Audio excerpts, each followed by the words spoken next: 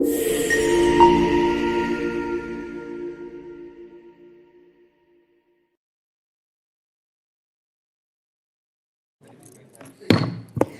morning. The Committee on Oversight and Government Reform will now come to order. And we welcome everyone this morning. Without objection, the chair may declare a recess at any time. I recognize myself for the purpose of making an opening statement.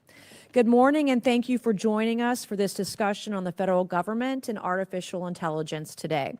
AI is no longer some futuristic idea. It's here, and it's already reshaping everything from healthcare and national defense to finance and fraud prevention. The federal government has a responsibility to harness this technology to make government work faster and more efficiently for the American people. Today, we'll highlight the critical uses of AI in the federal government, which create efficiencies, improve services, and save taxpayers a whole lot of money. The Department of Defense is using AI to improve decision-making and protect our men and women in uniform. Federal agencies are using AI to detect fraud before it happens. By using the technology to identify patterns of fraudulent behavior and working proactively to prevent improper payments. AI agents are beginning to help the administrative tasks, freeing up federal employees to focus on their mission instead of paperwork.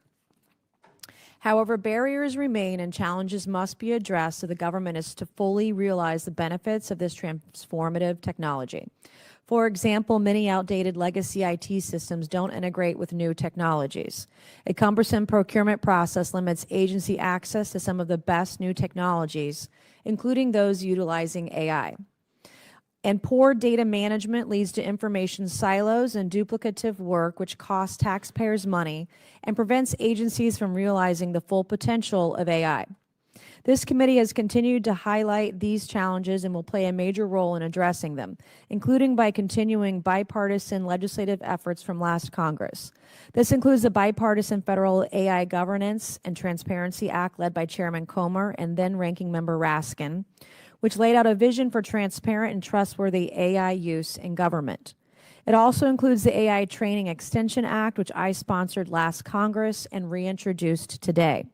This bill will equip federal employees with the AI literacy and skills necessary to leverage AI across the federal government. I ask unanimous consent to enter into the record a statement from the Chairman Comer highlighting the pivotal role this committee has to ensure agencies deploy AI responsibly and the bipartisan efforts of the committee on these issues. Without objection, President Trump has rightly identified the importance of U.S. dominance in AI and has taken action to remove unnecessary barriers and unleash innovation. This is a refreshing reversal from the heavy-handed regulation-first approach to AI taken by the Biden administration. Last Congress, my subcommittee on cybersecurity, information technology, and government innovation held multiple hearings on the disastrous impacts of overreaching policies, and I was relieved to see the former President Biden's AI executive order rescinded on day one. This was a critical first step, and since then, the White House has directed agencies to prioritize the deployment of AI and improve procurement processes to eliminate barriers to the federal government's use of AI. I believe it's important for this committee to watch these developments closely and work to ensure the executive branch has the tools and authorities to deploy AI at scale and realize the full potential of this incredible technology. I want to thank each of our witnesses this morning for sharing their time with us today, and I look forward to hearing from each of you. I also want to thank my colleagues from the other side of the aisle who showed up in great number this morning, too. I appreciate your interest in this topic. This has been a bipartisan topic for this committee. And with that, I would like to recognize Ranking Member Lynch for his opening statement. Thank you very much. Good morning, Madam Chair. And again, thank you for calling this hearing on the use of artificial intelligence in our government. Optimizing the federal government's use of technology has long been a bipartisan priority of this committee. Indeed, as you know, Madam Chair, our late colleague and friend Jerry Conley was a steadfast champion for using modern technology to improve the delivery of government services, strengthen oversight, and enhance public trust. We continue to fight his fight on this and so many other critical challenges facing our government. We cannot sit here, however, and have the traditional bipartisan conversation about federal IT modernization without acknowledging the fact that the Trump administration, Elon Musk, and DOGE are leading technology initiatives that threaten the privacy and security of all Americans and undermine our government and the vital services it provides to red states and blue states. Musk may say he has stepped away from his role in the federal government, but his recklessness will continue to have devastating consequences for America for years, possibly decades to come. Today, we'll work to better understand the disaster and danger the Trump administration has created by turning our government over to his biggest campaign donor and people who are more interested in self-enrichment than public service. Since President Trump's inauguration, he has given Elon Musk free rein to terrorize our civil servants and drive more than 275,000 federal employees from their jobs serving the American people. His Doge team has done this so capriciously that they have had to go back to people that they originally fired and beg them to return to their jobs, serving our veterans, maintaining our nuclear stockpile, and fighting bird flu. At the Social Security Administration, whistleblowers have told us that the agency has lost so many critical information technology and support staff that very few of the remaining workers even know how to handle errors or alerts in their computer systems. This could mean missed checks and millions of seniors and people with disabilities losing access to their financial lifeline. While they purged the federal government of expertise, Elon Musk and Doge reportedly fed sensitive government data, including America's private personal information, into unvetted and unaccountable AI software. They also reportedly deployed Musk's own generative AI chatbot called Grok to consume government data and assist with sensitive government decisions. Grok has even been deployed onto systems at the Department of Homeland Security, despite the fact that it has not been approved for use. Musk has been operating without any oversight whatsoever while posing a very real risk of violating security and privacy laws, accessing confidential information about his competitors, and using valuable federal databases to turbocharge his own AI system, which would mean more money and more power for Mr. Musk. The American people deserve answers. Musk and Doge have put the most personal data of every American at risk. Cybersecurity experts like Mr. Schneier, who is here with us today, are sounding the alarm that the holes Doge has created in our national cybersecurity system are gaping and pervasive. And now, in this horrifying, insecure environment, the Trump administration wants to centralize all of Americans' data into one massive database, which would allow full-spectrum surveillance of American citizens, making it even easier for bad actors to hack. And, of course, they're contracted with a big private tech company owned by one of President Trump's billionaire supporters to do just that. 4 months ago, Democrats moved to subpoena Elon Musk to provide public testimony to this committee. At that time, our Republican colleagues complained that their constituents were calling them their offices and showing up to town halls to yell at them about Musk, while Americans' concerns have only deepened since then. From his erratic purge of the federal workforce to his exploitation of sensitive taxpayer data to the cybersecurity nightmare he's created and the horrifying surveillance state we fear, Musk has put the American people into a position where they demand answers from Elon Musk. I believe, too, that my Republican colleagues should have had some questions of their own for Mr. Musk. Recent allegations have left Americans wondering if he was potentially under the influence of drugs, while at the very heart of the Trump administration's most consequential and sensitive decisions. It is worth investigating whether one of President Trump's most influential advisors was under the influence of heavy drugs while upending hundreds of thousands of American lives, breaking government services beyond repair, and handing out death sentences for hundreds of thousands of innocent people around the world who relied on American foreign aid and medical care for survival, most of whom were children. If this doesn't move my Republican colleagues, maybe they just want to hear from Musk on why he called their bill to cut Medicaid and give tax breaks to billionaires. This is Elon Musk's words, a disgusting abomination and, quote, massive, outrageous, pork-filled congressional spending bill, or why he spent the last 24 hours leveraging his social media to, quote, kill the bill. Or maybe they want to know why Musk has said that his next round of firings might be targeted at them, Republican politicians who have not toed the line on Musk's priorities.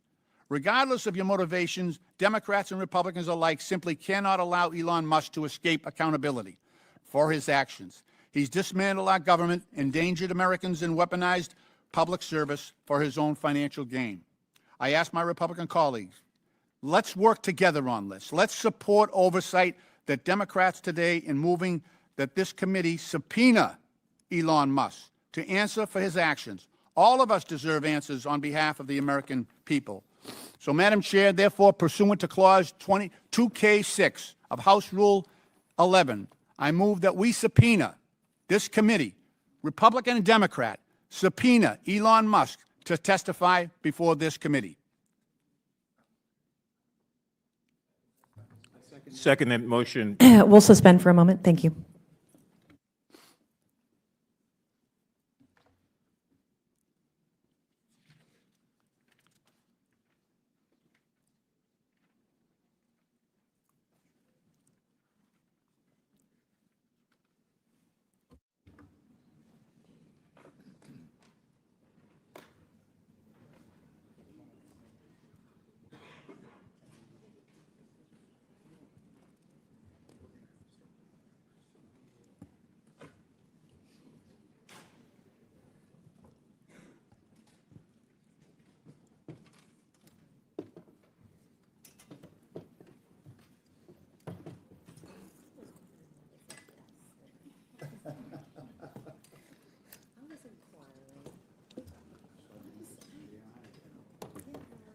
Man,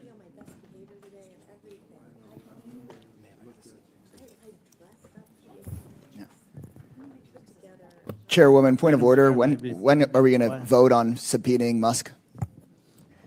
We are doing a point of order right now with the parliamentarian. Madam Chair, Thank you. We are suspended. Madam Chair, may I be recognized? Yes, sir. Madam Chair, Mr. move Hud- to table the gentleman's motion. Okay, the motion is not debatable. As many as are in favor of tabling signify by saying aye. All those opposed signify by saying no. No. In the Madam opinion Chair, of I the ask chair, for a the yeas recorded vote. have it, and the motion to table is agreed to. The committee Ask will for a now recorded resume vote. consideration. Interesting opinion. Madam Okay, Chair, recorded Recorded vote. vote is requested. parliamentary inquiry. Okay, a recorded vote is ordered, and the clerk will call the roll.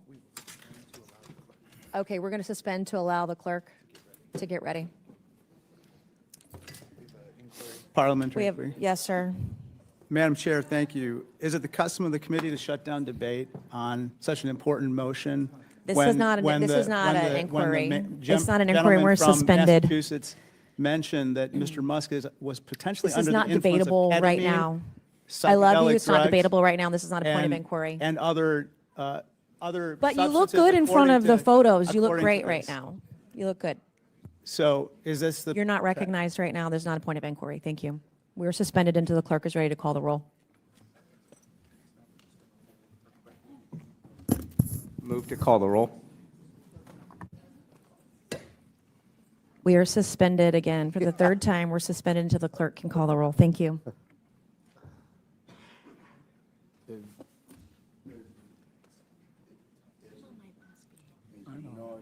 I know. How the job interviews are going. Which job interview? Are we gonna get posted on how these job interviews are going, please, Chair? Do you really want Elon Musk to come in here and answer your ass for it?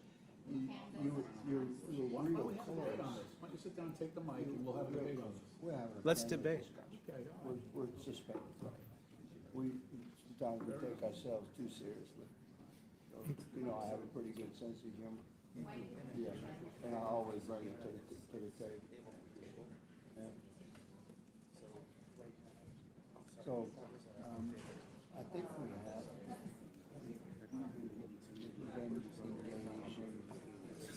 Somewhere honoring Jerry. Madam Chair, point of inquiry.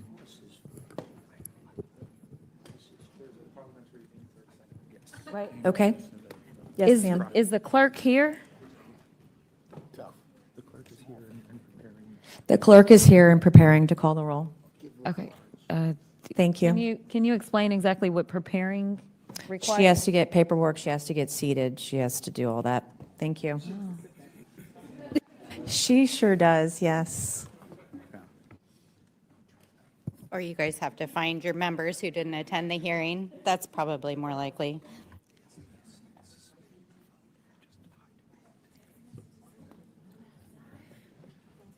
It's kind of Madam Chair?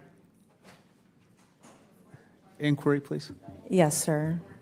You want more video with Elon behind you? You already got a good clip. Could we have a unanimous consent motion to structure debate for 10 minutes? Each side gets 5 minutes. We're in the to middle debate of, we're getting whether ready to he do a was under the recorded vote. We influence of can't do that. drugs. We're not able to do that right now. Let's do the recorded vote, then we can talk about it after. Thank you. Why? Go ahead.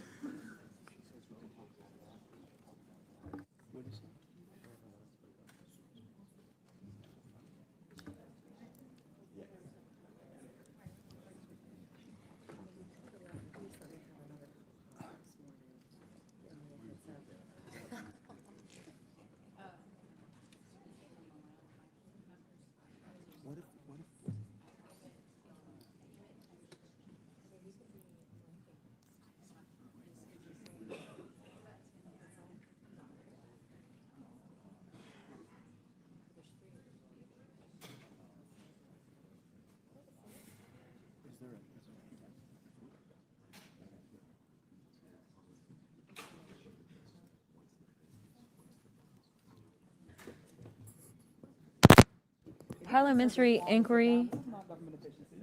Yes, ma'am. Do we have an assistant clerk that can move maybe a little bit faster? We have a room full of people. This is not an inquiry, thank you. It was a question. Do we have an assistant clerk? It's not a parliamentarian inquiry, so no, we're not having this debate. But it is a point of order. It's not. We'll check This the is not, a parliamentarian. motion to table is not debatable, thank you. We're not debating that. It's not, We're we weren't about the asking for a clerk. point of order. Would the parliamentarian rule on a point of order? Is the parliamentarian The here? gentleman must state his point of order. It was the gentlelady's point of order that was overruled because it was determined that it was not a point of order when in fact it is. I think that she should be allowed to. She stated it was an inquiry, not a point of order, my recollection. But if she would like to restate it, that's fine. Madam Chair, point of order. Yes, ma'am.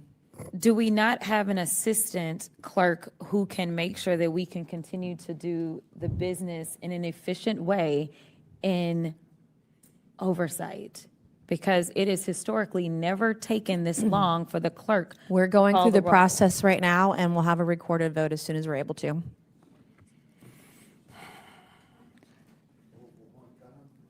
Just to restate the lady's point, the gentlelady's point, Democrats are here. We think this is an important issue. We are ready to vote. And The gentleman must state a point of order. we welcome the opportunity to debate this. This is a serious issue. Is there a point of in the order, interest of- Mr. Lynch? The gentleman making has the the point. floor. Let him finish. I'm the chairwoman. Thank you. Women are allowed to speak on this committee, and I ask for a point of order.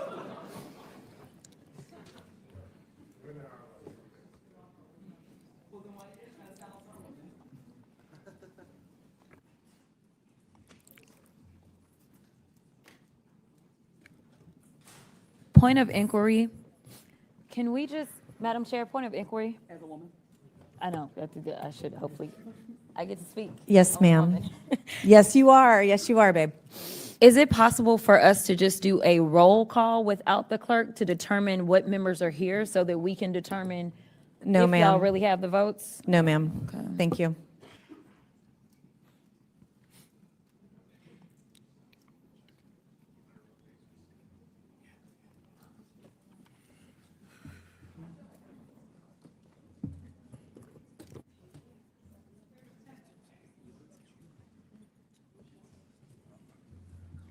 For those of you watching at home, the Republicans are not in the room, so they're trying to find their members so that they can. You are not report their recognized, vote. Ms. Stansberry. Thank you. You can be quiet now. Neither are any of your members because they're not in the room. Thank you.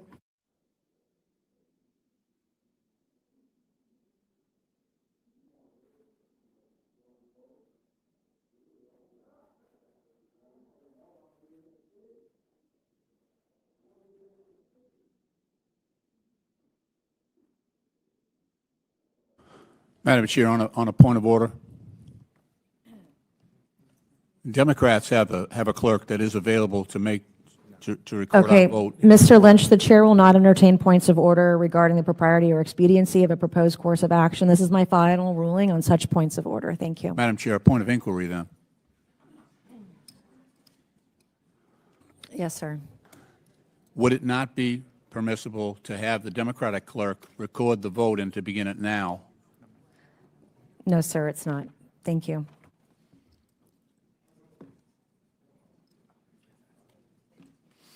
Madam Chair, Madam Chair, Yes, ma'am. is the only reason we can't take a vote is because y'all were about to lose it? Is there a point of inquiry here? Because I didn't hear one. That was my inquiry. Is the reason That's we not can't a take the valid vote- inquiry. Thank you. Oh, okay.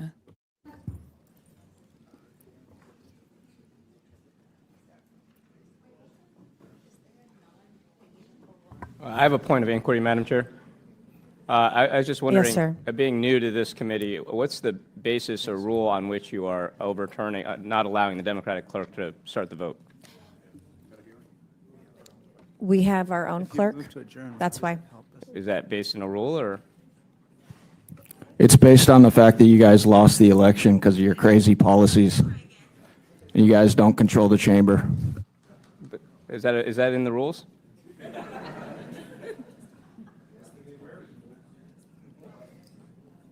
Madam Chair, just wanted to follow up. Would appreciate an answer to the question.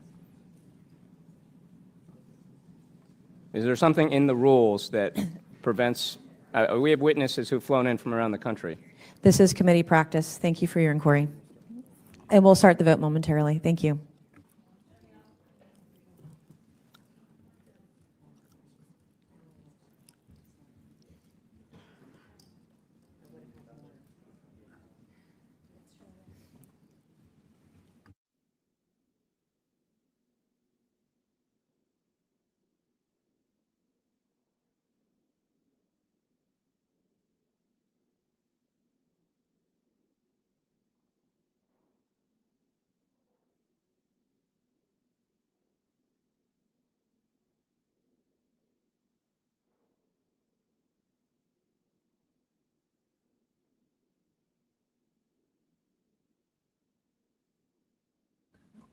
Madam Chair, just a point of inquiry. It has now Yes, sir. been 10 minutes, and this motion is simply to bring Mr. Musk forward so that we can ask him questions on behalf of the American people. I think the Democratic position has been very reasonable, very deliberate. You've got a lot. The motion is to table and there's no debate. Thank you, Mr. Lynch. Right.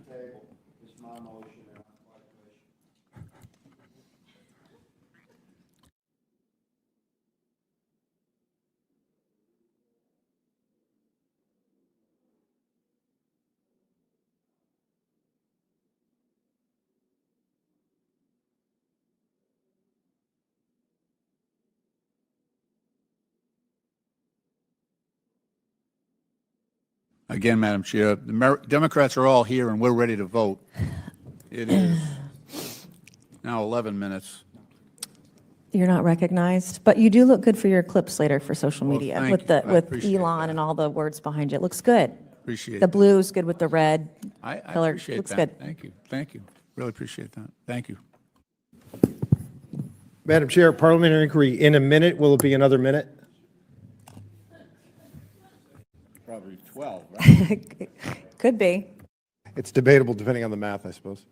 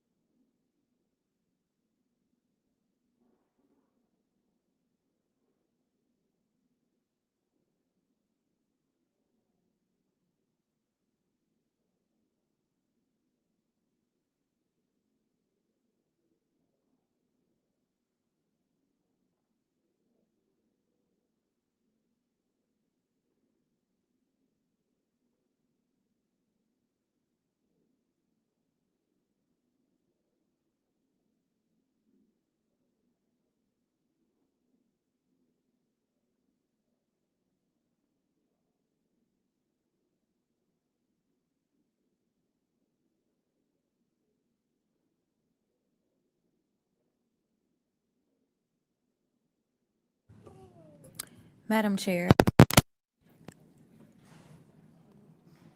Madam Chair, I have unanimous consent. We're in the middle of getting ready to vote, so we can't do that right now. We can do that after. Is that the rule? Because the clerk has not been ready for the last 15 minutes almost. You're not recognized. Thank you. So we're not doing unanimous consent. Not in the middle of a motion to table and a recorded vote we're preparing to take. Is the clerk seated? You are not recognized right now. Thank you. Okay, since we're sitting here in silence for the. You are not recognized, of and the there's no record. point of inquiry. You are not recognized. Okay, I'll do a point of inquiry.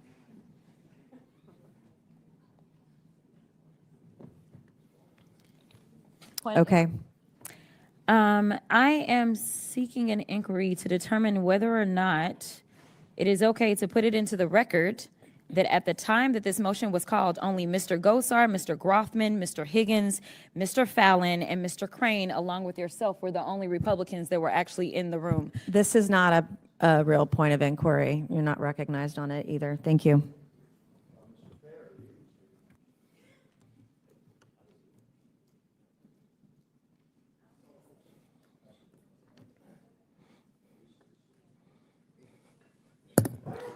Madam Chair, I have a legitimate point of inquiry.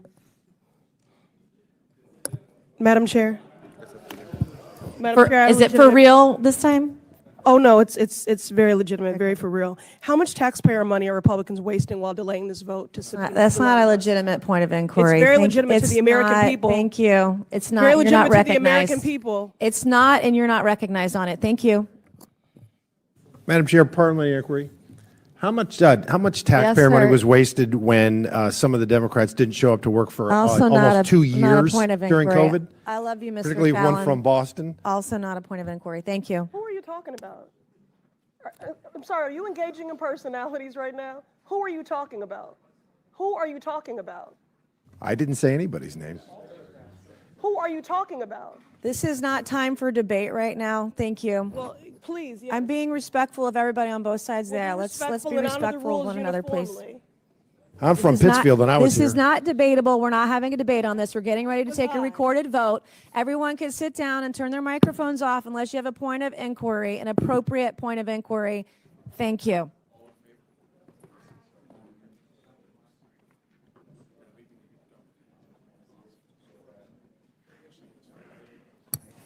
To be on the House floor eulogizing a black woman dying in Georgia because of your policies.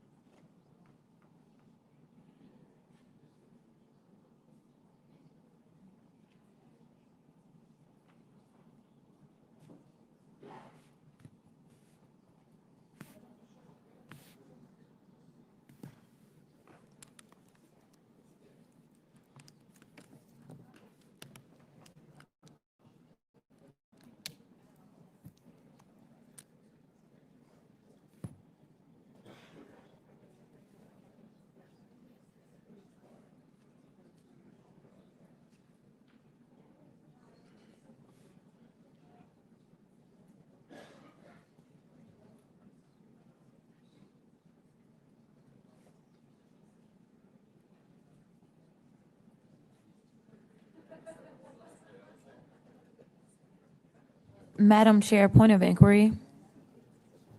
Yes, ma'am. You said that we were about to take the vote in, the clerk. Yes, we're about to take the vote. Never mind, because I was Thank about you. to say, your members finally showed up. I mean, let's go. Thank you, ma'am.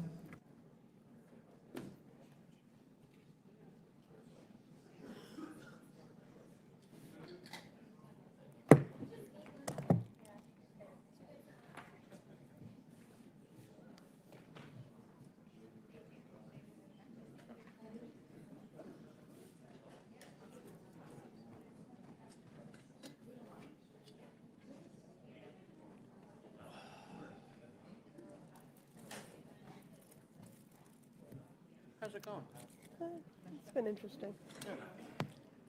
Lots of delay tactics. All right, a recorded vote is ordered, and the clerk will call the roll. Good stuff, yeah.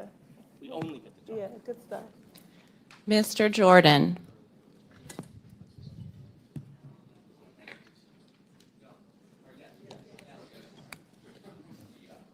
Mr. Jordan votes yes.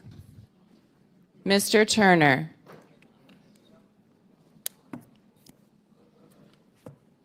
Mr. Gosar.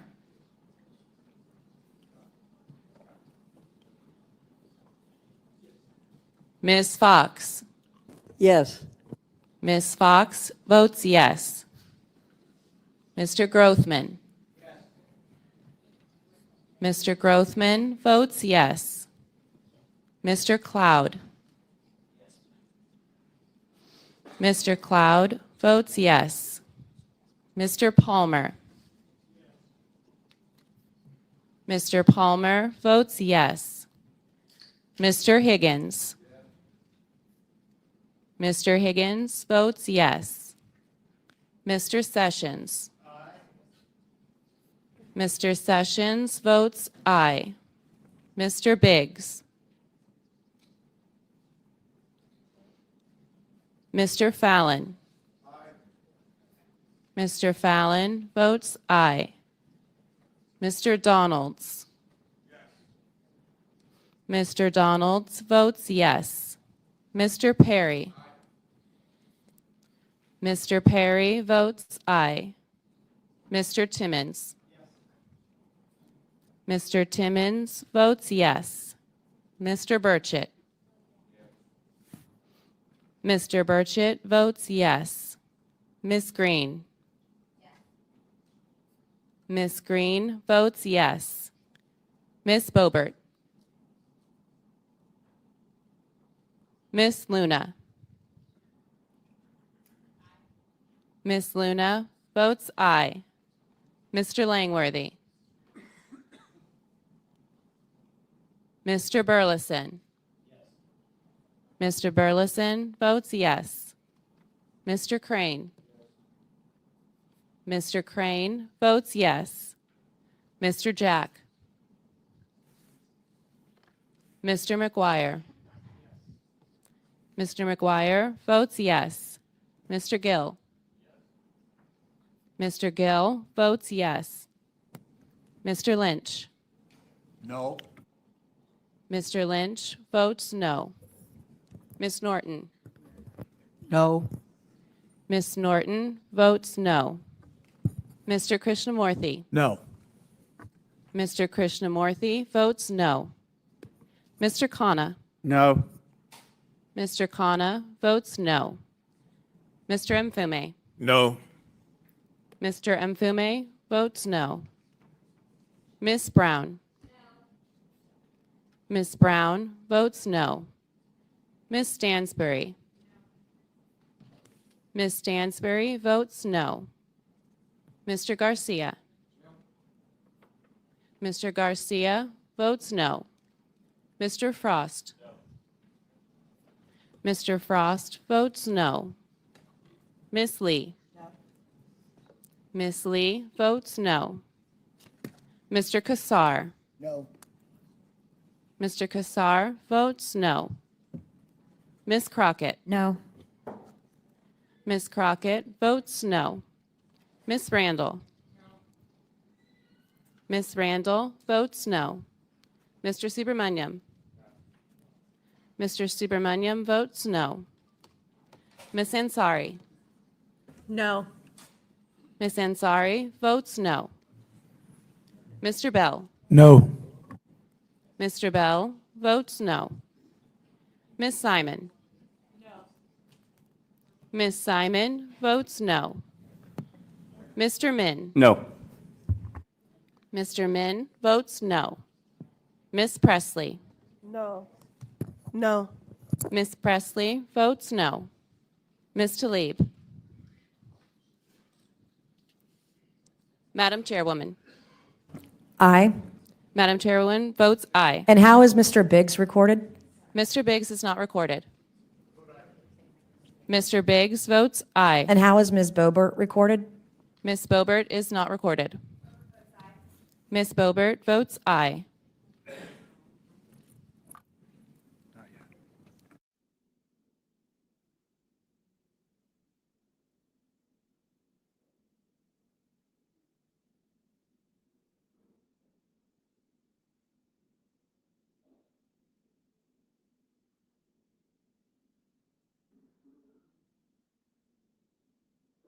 Madam Chair, parliamentary inquiry. The clerk will report the tally. Madam Chairwoman, on this vote, the ayes are 21, the nays are 20.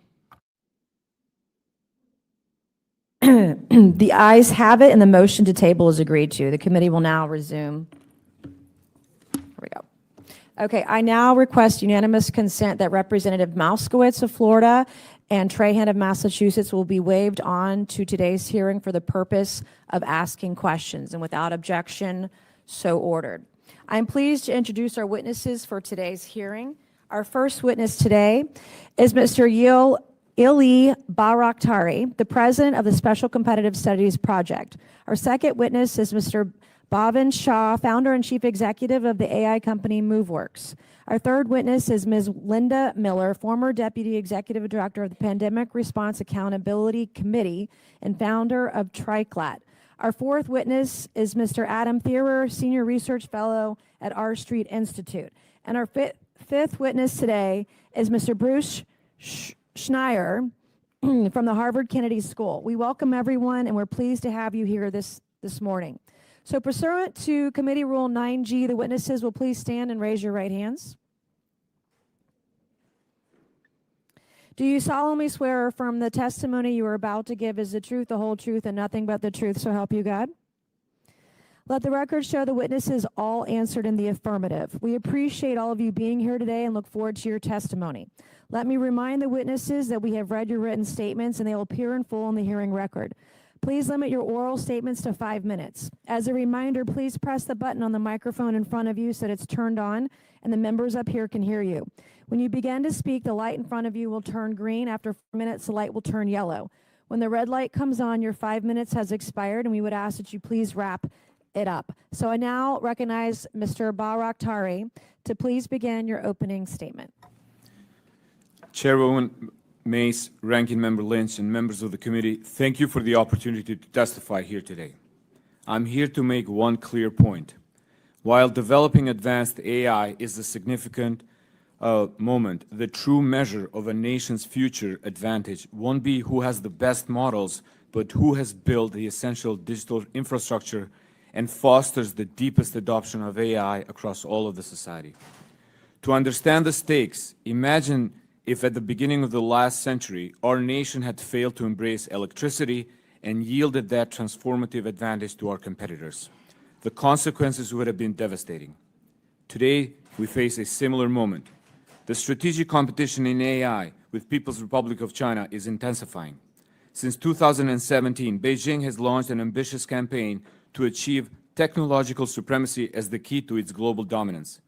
China is executing this strategy by dedicating vast resources to integrate AI across its entire economy, society, and military. For example, they recently announced $47.5 billion semiconductor fund, which is designed to eliminate reliance on Western technology. They are on track to surpass the U.S. in raw R&D spending, having already tripled their investments since Xi Jinping came to power in 2012 to $500 billion in 2024. This is all built on dominant infrastructure, including more than 60% of the world's 5G base stations. This entire effort is backed by state-sponsored cyber espionage and intellectual property theft designed to acquire and weaponize advanced technology. While the United States still leads AI in research, our primary disadvantage is the slow adoption of these breakthroughs. We are hampered by bureaucratic inertia, outdated IT infrastructure, and a lack of AI literacy in the workforce. Overcoming these barriers is the key to winning the global tech competition. To secure our leadership, the United States must take decisive action in the following areas. First, we need to establish a high-level technology competitiveness council at the White House, modeled on the approach we took for the space race to coordinate a unified national strategy and drive rapid AI adoption across the government. Second, we need to significantly increase our investment in AI infrastructure by doubling non-defense AI R&D spending to $32 billion over time and codifying the national AI research and resource. Third, we need to launch a comprehensive national talent strategy to make the U.S. the magnet for AI experts. This means eliminating green card caps for the top STEM talent and promoting AI literacy throughout our educational system. Fourth, we must overhaul the federal procurement process to rapidly integrate cutting-edge AI from our most innovative companies. Lastly, we must strengthen our global alliances in AI, 5G, and cybersecurity to ensure the resilience and security for us and our allies. The bottom line is this. This is not just a competition of invention, but of adoption. It's about who can set the rules for the future. We have faced moments like this before. From the space race to the digital revolution, our nation's greatest strength has always been our ability to unite our vision with decisive action. By embracing this challenge together, across government, industry, and academia, we will not only secure our leadership, but build a more prosperous and secure future for all Americans. Thank you, and I look forward to your questions. Thank you. I'll now recognize Mr. Shah for his opening statement. Chairwoman Mace, Ranking Member Lynch, and distinguished members of the committee, thank you for the opportunity to testify on government use and procurement of AI. I am Bhavin Shah, CEO and founder of MoveWorks. MoveWorks is an enterprise AI company that has spent 9 years successfully helping some of the world's largest organizations to use AI to transform their operations. Today, we face a moment of national importance. The question before us is not whether the federal government should adopt AI, it's whether we will lead or follow. Before we talk about the procurement hurdles that we have faced, let me explain to you what MoveWorks does. MoveWorks transforms how organizations support their employees. We do this through an enterprise AI assistant, and employees interact conversationally with the assistant in a chat-based interface. They can get IT support, ask HR questions, and find company information. But the assistant is not just for looking up information. It can also be used to take action, such as scheduling time off or obtaining software licenses. Behind the scenes, our platform integrates with all of an organization's technology systems. Because the AI assistant is a single unified tool, employees no longer have to log in and out of multiple systems to get work done. Organizations can extend the system to simplify and accelerate their most complex business processes, all done safely and securely while respecting permissions. We do this work by combining top-tier language models, like OpenAI's GPT-4, Meta's Llama 3, as well as other models from Google's DeepMind, Microsoft, NVIDIA, just to name a few. We put these together with our own enterprise-specific models, all governed by enterprise-grade guardrails, including fact-checking, citations, and security filters. The result is AI that understands work context. It handles complex business processes safely and effectively, and follows industry-leading data protection and privacy approaches. Today, MoveWorks serves 5 million employees across 350 organizations, including major companies like Broadcom, Marriott, and CVS Health. We're also used by a number of local governments, such as Scottsdale, Ventura, and Durham County. In addition, government contractors like Leidos and Northrop Grumman use MoveWorks to make their businesses more efficient. We've seen firsthand how AI drives measurable results. Honeywell reduced IT help desk requests by 80%. Broadcom scaled from 10,000 to 50,000 employees without increasing service staff. And the city of Glendale achieved a 514% return on its AI investment. Our experience positions us uniquely to understand the federal government's complex requirements. The federal government has an unprecedented opportunity. You can leverage AI for efficiency. You can achieve cost savings. You can improve employee experience. And most importantly, you can therefore improve citizen services. We've engaged with agencies across the government and consistently see enthusiasm for AI adoption. But that enthusiasm has not translated into government procuring AI products like MoveWorks. We've encountered 3 primary barriers. The first is the FedRAMP process. MoveWorks invested 3.5 years and over $8.5 million to achieve FedRAMP-ready status.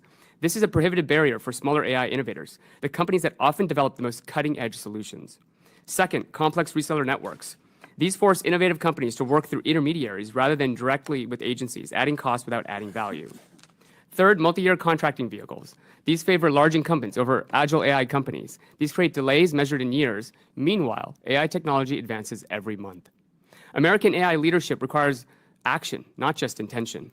The private sector has demonstrated that AI adoption can both be rapid and secure when procurement processes match the pace of innovation. I recommend Congress consider immediate steps to improve government use and procurement of AI. Embed AI education and adoption goal in agency leadership performance plans. Create government developer programs for startups to learn federal systems. Scale AI proof of concept programs for rapid pilots to all agencies, similar to the Investment Horizons pilot program developed by the Office of the CIO within the Navy. And finally, establish agency innovator programs that allow smaller agencies to serve as test beds for AI implementations. Longer term, we must modernize acquisition policies. We must accelerate procurement timelines. The federal government employs the most important workforce in the world, the workforce that operates our democracy and defends our nation. These public servants deserve the same AI-powered tools that are transforming the private sector's productivity and effectiveness. We have a choice. We can modernize our procurement process to embrace AI innovation, or we can watch other nations take the lead in government AI adoption, while our agencies struggle with outdated processes and missed opportunities. I urge this committee to champion procurement reform. We need to maintain our competitive edge while serving citizens more effectively. Thank you, and I welcome your questions and discussions on these critical topics. Thank you. I'll now recognize Ms. Miller for her opening statement. Thank you, Chairwoman, Ranking Member, and members of the committee. My name is Linda Miller. I bring a unique perspective today because I spent 10 years at one of the world's most admired agencies, the GAO, as well as I'm also the co-founder of an AI technology startup. So I'm coming here with both the perspective of a long history in the oversight community, as well as some of the challenges that have already been raised about trying to bring innovative technology to the U.S. government.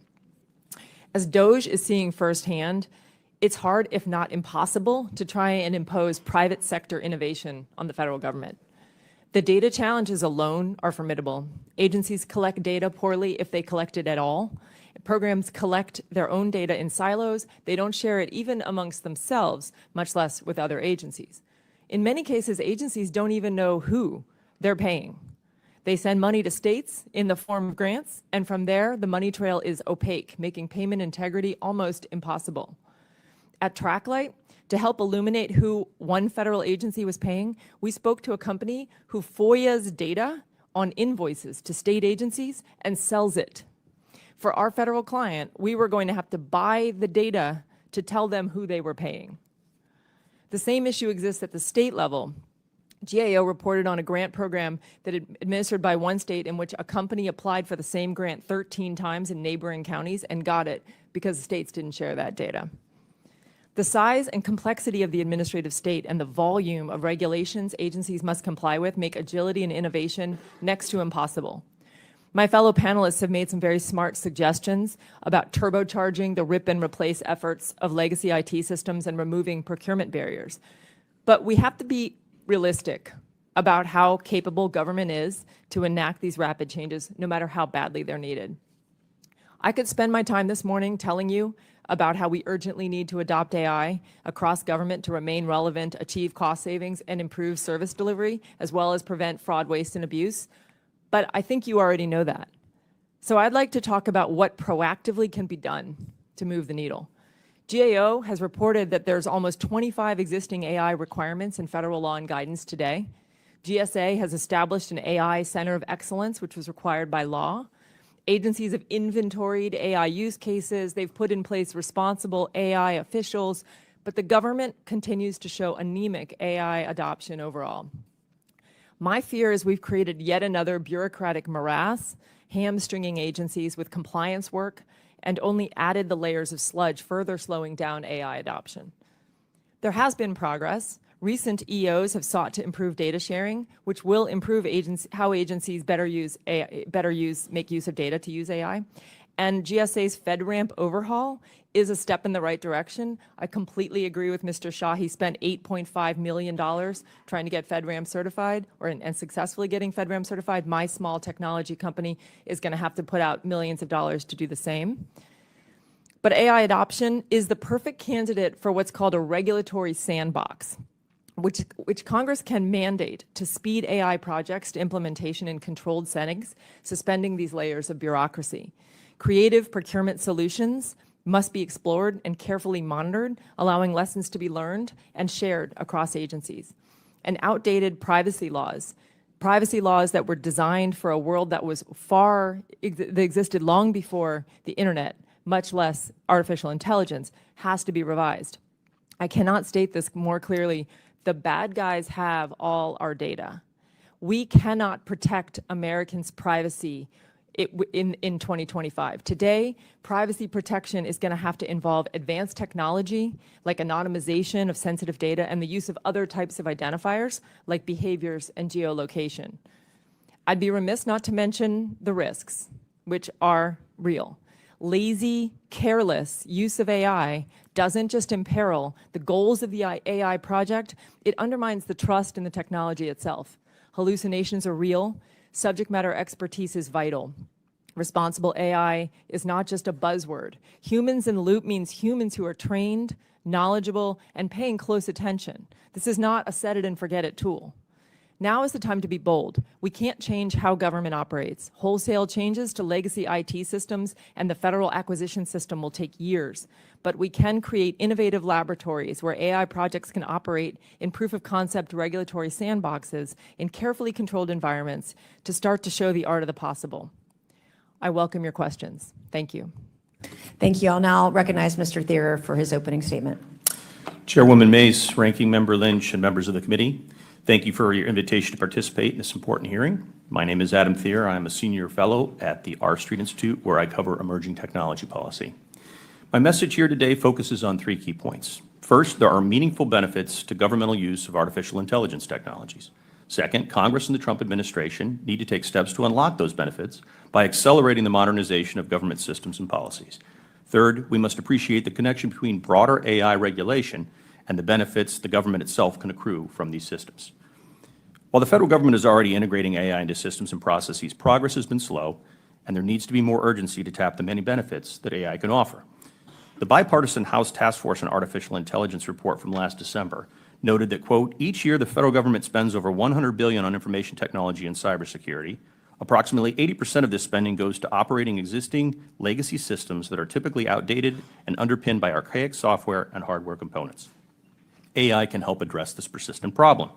Last year, the U.S. Chamber of Commerce released a study on how improved IT processes and aid agencies already help to, quote, modernize infrastructure, enhance citizen services, improve national security, and foster innovation, and unlock significant long-term cost savings and efficiencies along the way. Doing more with AI could generate even broader benefits. Accenture estimates that by tapping AI systems, federal agencies could unleash, quote, a productivity windfall for the U.S. government worth up to $532 billion annually by 2028. Just earlier this week, the UK government reported that a new trial of AI tools revealed how civil servants who use them freed up 2 weeks a year in working time, and 82% of them said they wanted to continue to use AI tools to boost their productivity. AI tools can be particularly helpful in simplifying paperwork and procedural hassles. AI has already been used to improve public records management at many different agencies, including document declassification and Freedom of Information Act requests. AI can also help streamline specific regulations and make them more cost-effective to ensure greater value to taxpayers. AI is already helping governments better administer various public services, including infrastructure management, public safety efforts, healthcare delivery, environmental monitoring, emergency responses, workforce development, and various other citizen services.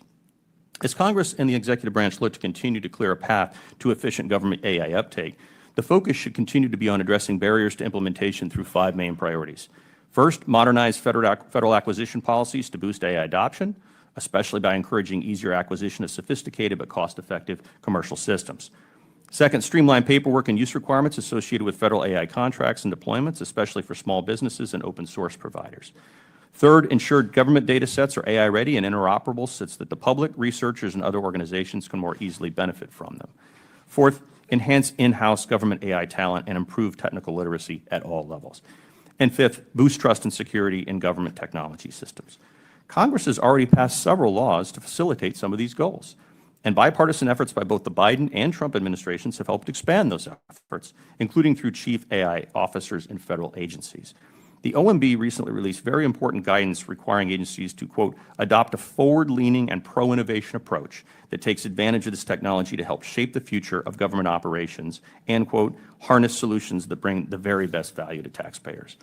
This committee and others should assist these efforts by helping the administration ensure that agencies are AI ready for the future. That means closer oversight of agency modernization and digitization efforts, plus the necessary funding to get the job done. Finally, Congress should recognize there is an important connection between broader AI policy and the benefits governments can gain from AI systems. Proposals to regulate AI systems are proliferating rapidly, with over 1,000 AI-related bills already introduced just 5 months into 2025. If these mandates expand, they will significantly raise the cost of deploying advanced AI systems because complicated, confusing compliance regimes would hamstring developers, especially smaller ones. A confusing patchwork of state and local red tape will not only undermine the market for commercial systems, but it will also undermine the government's ability to choose from a diverse array of competitive, cost-effective options. One recent study from CCIA reported that federal preemption of state-level AI regulation would benefit the federal balance sheet by up to $269 billion over the next decade by lowering procurement costs for the federal government. Congress needs to protect the interstate marketplace and ensure a robustly innovative and competitive AI ecosystem can develop. Some degree of preemption is needed to achieve this goal and ensure a diverse array of cutting-edge AI solutions are available to government agencies and to the public as consumers of both private and public services. Thank you so much for inviting me here today. I look forward to your questions. Thank you. And Mr. Schneier, you're now recognized for your opening statement. Thank you, and thanks for inviting me. So I'm a technologist. I've been working in cryptography and cybersecurity since the early 1990s. I write, I teach, I consult, I start companies. I thought a lot about the role of AI in democratic government. I actually wrote a book on this topic that will be published in October. Previous 4 speakers have talked about the promises of this technology. I want to talk about the national security implications of the way our country is consolidating data and feeding it to AI models. Chairman Connor said in his statement about this hearing that he wanted to unleash AI responsibly while protecting interests and rights of all Americans. DOJ's actions do exactly the opposite. Over the last few months, DOJ's affiliates have spread across government.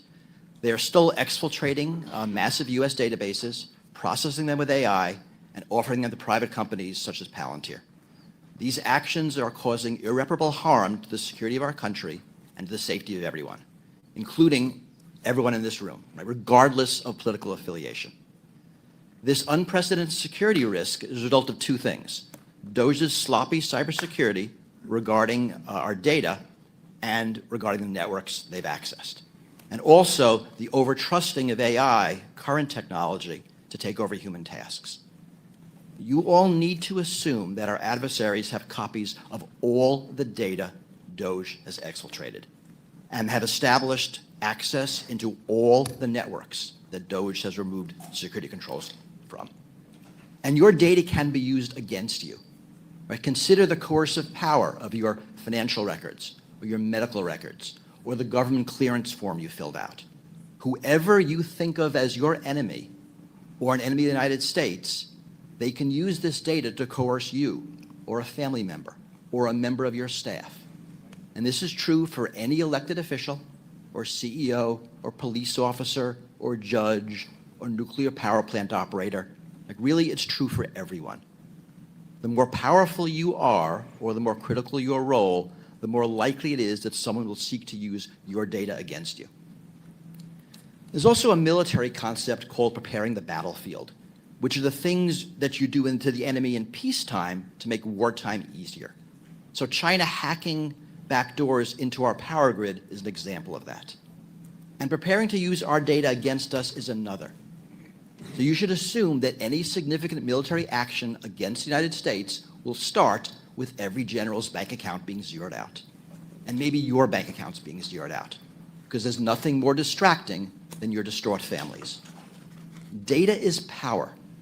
Any entity, government or corporate, that holds individual data has the ability to understand, predict, even manipulate behavior. Right? This is Facebook's business model.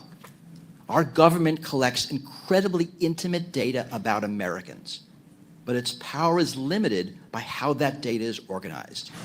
There was security in our data being spread amongst different government agencies, with different rules governing use and sharing, Using AI to reason across disconnected data stores represents a massive increase in government power and therefore a security threat. DOJ's sloppy security practices also means we can't trust the data they're using. Did they make copying mistakes? Did some adversaries slip in bad data? Remember that nonsense about 150-year-olds collecting Social Security? That was someone misunderstanding how the data was encoded. Our adversaries are certainly capable of penetrating the security of any of the companies that DOJ gave our data to, and just as capable as poisoning our AI systems. Data integrity is vital, and good AI fed with bad data makes bad decisions and is untrustworthy. Irreparable damage has already been done, but the damage is ongoing. 2015, China hacked OPM, stole data about all federal workers. That was a major security breach. Continuous real-time access to data is much more dangerous. And the longer these vulnerabilities persist, the more adversaries will be able to manipulate data and install backdoors. The more they'll be able to manipulate the AIs we're creating, and the more they'll be able to secretly influence our policy outcomes. Sacrificing cybersecurity in an effort to create an AI future not only risks the country, it risks the AIs, which in turn risks our justice system, our legislative system, our banking system, national defense, and all of us, all of you personally. So thank you, and I welcome questions and conversation. Thank you. I will now recognize Mr. Gosar for 5 minutes. Thanks, Chairwoman. Ms. Miller, you described the COVID process as a catastrophic event with a high risk of fraud. I agree. I am the only non-U.S. president in the United States to have ever killed a national emergency. I killed COVID. But there's not a single receipt, though. And since Bill Clinton through Joe Biden, we've spent over $13 trillion, let me say that again, $13 trillion without a receipt. Could we use AI to examine the funds spent under COVID? It depends on where that data is available. Certainly, AI can be used to mine any data sets that exist. The question I think you're really asking is whether or not that data exists, and I don't have the answer to that question. Well, I hope that we'd have some database because we have a record of where it went, supposedly. So Well, yeah, so we have a record of where a lot of the spending went, and of course, the Pandemic Response Accountability Committee, the organization that I helped lead, has a lot of that data on their website about where money was spent during the pandemic. When a lot of that money was stolen, something I talk about a lot, we don't know where that money went. A lot of the money that was stolen during the pandemic went to overseas foreign adversarial nation states. So they also could have, how should I say this? If they were recouping, my understanding there was over 2,000 cases in Arizona alone that entities or individuals were actually sued by the government to get it back, resulting in compensation of over $300 million. We could use that as well if it disappeared. Once again, it's based on the data, right? Yeah, it's based on the data. I don't think I'm qualified to answer that. Thanks. Okay. Mr. Shaw, you talked about our procurement system. Boy, it's broken. So how would you use AI during that whole process? Because our overruns in our military are outrageous. How can we keep them on track? How does that work? Yeah, I think there's a variety of things to talk about on that topic. One, you can use AI to help with the procurement process itself in terms of analyzing vendors, summarizing, submissions, generating use cases and requirements for the different agencies that are looking for new technology. But I think before that, we need to sort of create an environment where these new technologies that can be applied to procurement or anything else in the U.S. government can make their way into these agencies. And I think that's a human process problem that we have an opportunity here in this committee to really kind of provide some oversight and correction so that we can go about delivering these great new technologies into these agencies quickly, right? We've spent years working on this ourselves to try and get into agencies. But if you look at a lot of these procurement, sort of processes, they're multi-year, they're outdated from the 1990s, where essentially, you're thinking about installing software on some server rack that's going to last 5 years, and then it might take 2 years to actually go through the procurement process. This is untenable for young companies who have limited cash, limited capital, who want to be able to monetize their investments and especially help the U.S. government move quickly. So could you use something like a blockchain? See, I'm not a techie. I got questions. Could you use a blockchain to kind of utilize some type? I see you. I'll come back to you in a second, but I want Mr. Shaw. Is there some kind of technology that will help preserve some of this data or save us? So we do not deploy blockchain technology for our solution. We focus squarely on what employees can benefit from when it comes to using AI to be more productive. So I'm unfortunately not able to answer how blockchain could be used here, but generally speaking, technology has been shown in the private sector to have tremendous impacts on their efficiencies and their ability to stay ahead and to lead in the industry. Yes, Ms. Miller, I got one more question for you. Could you use AI to audit Medicaid, Medicare, and comparisons with hospital versus hospital? Yeah, that's a very, very good use case for AI because you can look at, there's a lot of claims data and there's a lot of information on providers, and you can look at all that data using AI very quickly and identify patterns that look suspicious. It's an area that I think really is ripe for a lot of innovation in the space because CMS has the opportunity to really mine a lot of that Medicare and Medicaid data using artificial intelligence to identify taxpayer dollars that are being stolen. Gotcha. Well, I'm out of time. I yield back. Thank you. I'll now recognize Mr. Lynch for 5 minutes. Thank you, Madam Chair. Mr. Bakhtari, you mentioned in your testimony the value of educating AI literate workers, right? And Mr. Shah, I think you alluded to the same thing. About 25 years ago, I co-founded a charter school in Boston, a public charter school. And what we did was we saw that most of the jobs that were being created were in math and science and STEM-related industries. So we created this school that doubled or tripled the amount of educational time that students would be exposed to math and science. It's worked very, very well. Those students score very, very high on math and science in the MCAS. Unfortunately, on Monday, the Trump administration rescinded $325 million from the STEM education grants that we provide to feed that type of activity, that sustain a move towards, stronger STEM disciplines within our student bodies. And that was money that was already authorized, so it wasn't, up for debate. This is the stuff we did last year. Is that something that cutting $325 million in STEM grants, is that going to help our effort here on AI? Ranking Member Lynch, I think we have to be strategic about how we approach AI adoption at all levels of our educational system. I think if you look at what China is doing, they're introducing AI at every level of their educational system. I think for our kids going forward, having a capability in their pocket to have access to an Einstein AI agentic application that can help them towards tailored education would be an enormous benefit, for the next generation of Americans. Learning math and science would probably help as well. I'm going to just reclaim my time. Mr. Schneier, thank you, though. Thank you. I think you're on the right track there. Mr. Schneier, can you talk about, so China has adopted an AI system that is total surveillance of their entire population there. It's non-democratic. It's quite oppressive.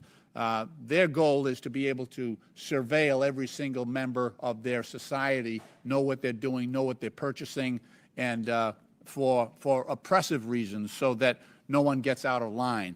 Can you talk about the need to, when we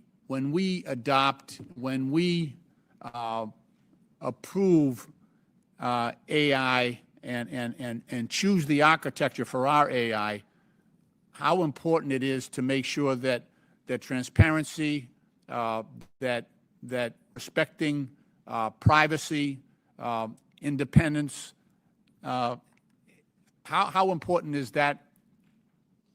to have those elements of democracy itself ingrained and embodied in our AI models? It's vital, and this is why you'll see a lot of movements towards public AI. the notion of an AI model that is not built and owned by a for-profit corporation. Right? We can imagine other entities creating an AI. And that's really a matter of trust and integrity. Can we trust Grok or even the model from Google or Amazon or any of the other models? Or do we as a country need a model that is built on American democratic values and not necessarily corporate values? It's critical to think about this. Don't think of it as one AI. There'll be many of them. Right. I mean, already there are over 1 million models on Hugging Face that are free, and it's becoming cheaper to create these models.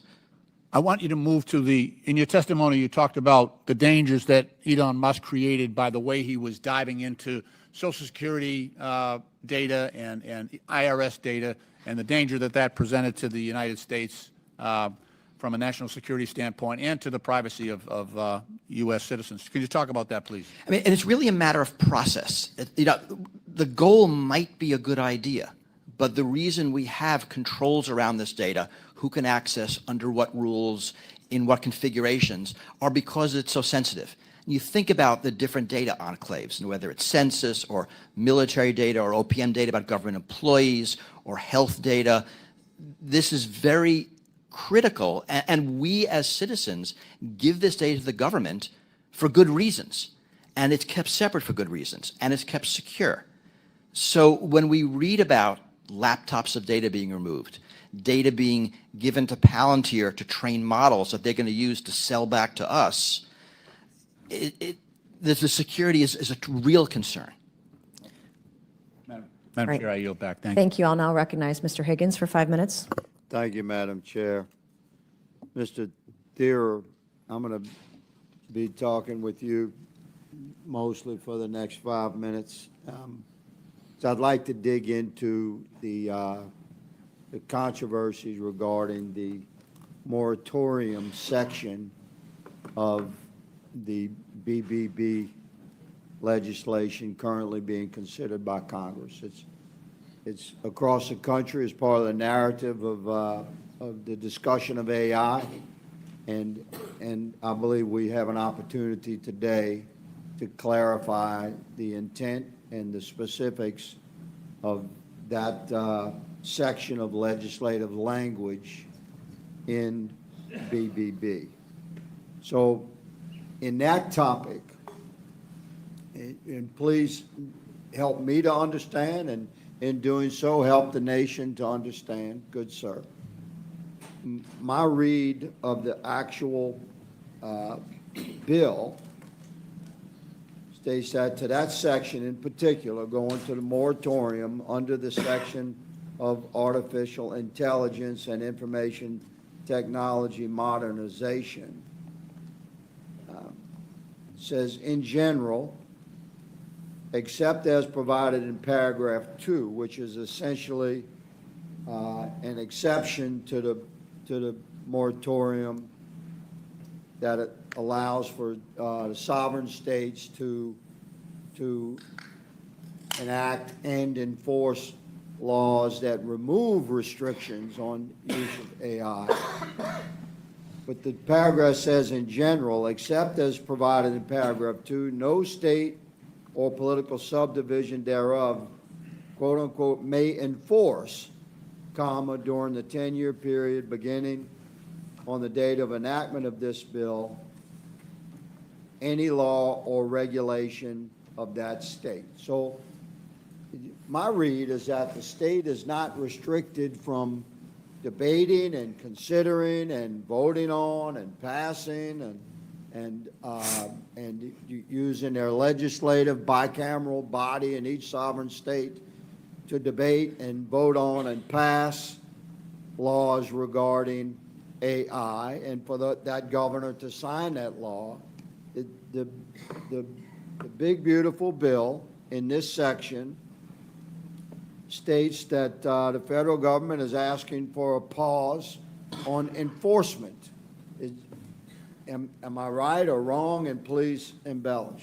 Yeah, thank you, Congressman, for the question. I testified about this in front of the Energy and Commerce Committee just 2 weeks ago, where there was a debate about the AI moratorium. And it's important to keep in mind that the reconciliation bill includes specific funding to modernize Department of Commerce technology systems. And there's a concern among members about exactly how that can happen if there's a whole host of conflicting laws at the Right, state and the level. so-called moratorium is under that section. That's correct. Please continue. And so therefore, that would prohibit certain AI-specific types of regulations at the state and local level. It Again, would prohibit the enforcement yes, of state-authored regulations. that are AI-specific regulations. It very specifically says that laws of general applicability are not to be covered by this, also criminal activity not covered. And so there are some important exceptions to this, and states are going to be free to continue to act on a lot of these different things. So but this it's- moratorium, in the interest of time, just to clarify for the country, sir, this moratorium does not restrict the sovereign state's right to debate, vote on, and enact new AI legislation within that state. The moratorium is asking the states to recognize that AI by nature is interstate commerce, and under this section for modernization of the Commerce Department of the reconciliation bill, we're stating that the states should refrain from enforcement of new AI laws. Is that correct? Yeah, yes, Congressman, and specifically what you said about protection of the interstate, the national marketplace, is really crucial, and it reflects the broader consensus of Congress going back over the last 30 years about the internet and technology more broadly, that there does need to be somewhat of a national framework and make sure that we don't have a parochial patchwork that will interfere with the free flow of algorithmic commerce and speech. Okay, that was a 6 seconds. squared away explanation. I thank the gentleman. Madam Chair, I yield. Thank you, Mr. Higgins. I will now recognize Ms. Norton for 5 minutes. Thank you, Madam Chair. Government must leverage the best technology possible to meet the ever-changing needs of the people it serves. From the creation of the National Postal Service to the discoveries that led to the internet, the federal government has a long history of embracing new technology to better deliver for our constituents. But our North Star must always be service to the American people, not tax breaks for billionaires or backroom deals to benefit the richest man in the world at public expense. As we discuss the use of artificial intelligence in government, we must have people at the center of the conversation, including the people we represent and federal workers who serve our country. AI is a tool that can empower our public service, but it is not a substitute for passionate and committed federal workers. Ms. Miller, can AI alone replace federal workers? Absolutely not. No. The implementation of AI, it's very important when we think about building AI tools that we're building them with the people that we need that will use them. AI is talked about a lot as something that's going to replace people. I'm a strong advocate in using AI to automate routine processes and repeatable processes and free up people to do more high-level, high-skilled work. And so I absolutely do not believe that AI should be doing the work of the public servants. I believe that AI should augment that work and that we should work with public service as we put in place AI tools. Thank you. Elon Musk and the Department of Government Efficiency has gutted so much of the federal workforce, firing tens of thousands of people under the guise of greater efficiency. But Americans know better. They see the negative impacts every day. As a direct result of the interference with Social Security administrations, senior citizens now face 98-minute wait times to speak with customer service, crowded lobbies at field offices, and being turned away from scheduled appointments because the agency simply does not have enough employees for its mission. Poor customer service is not efficiency. It is failing to uphold the government's responsibility to our constituents.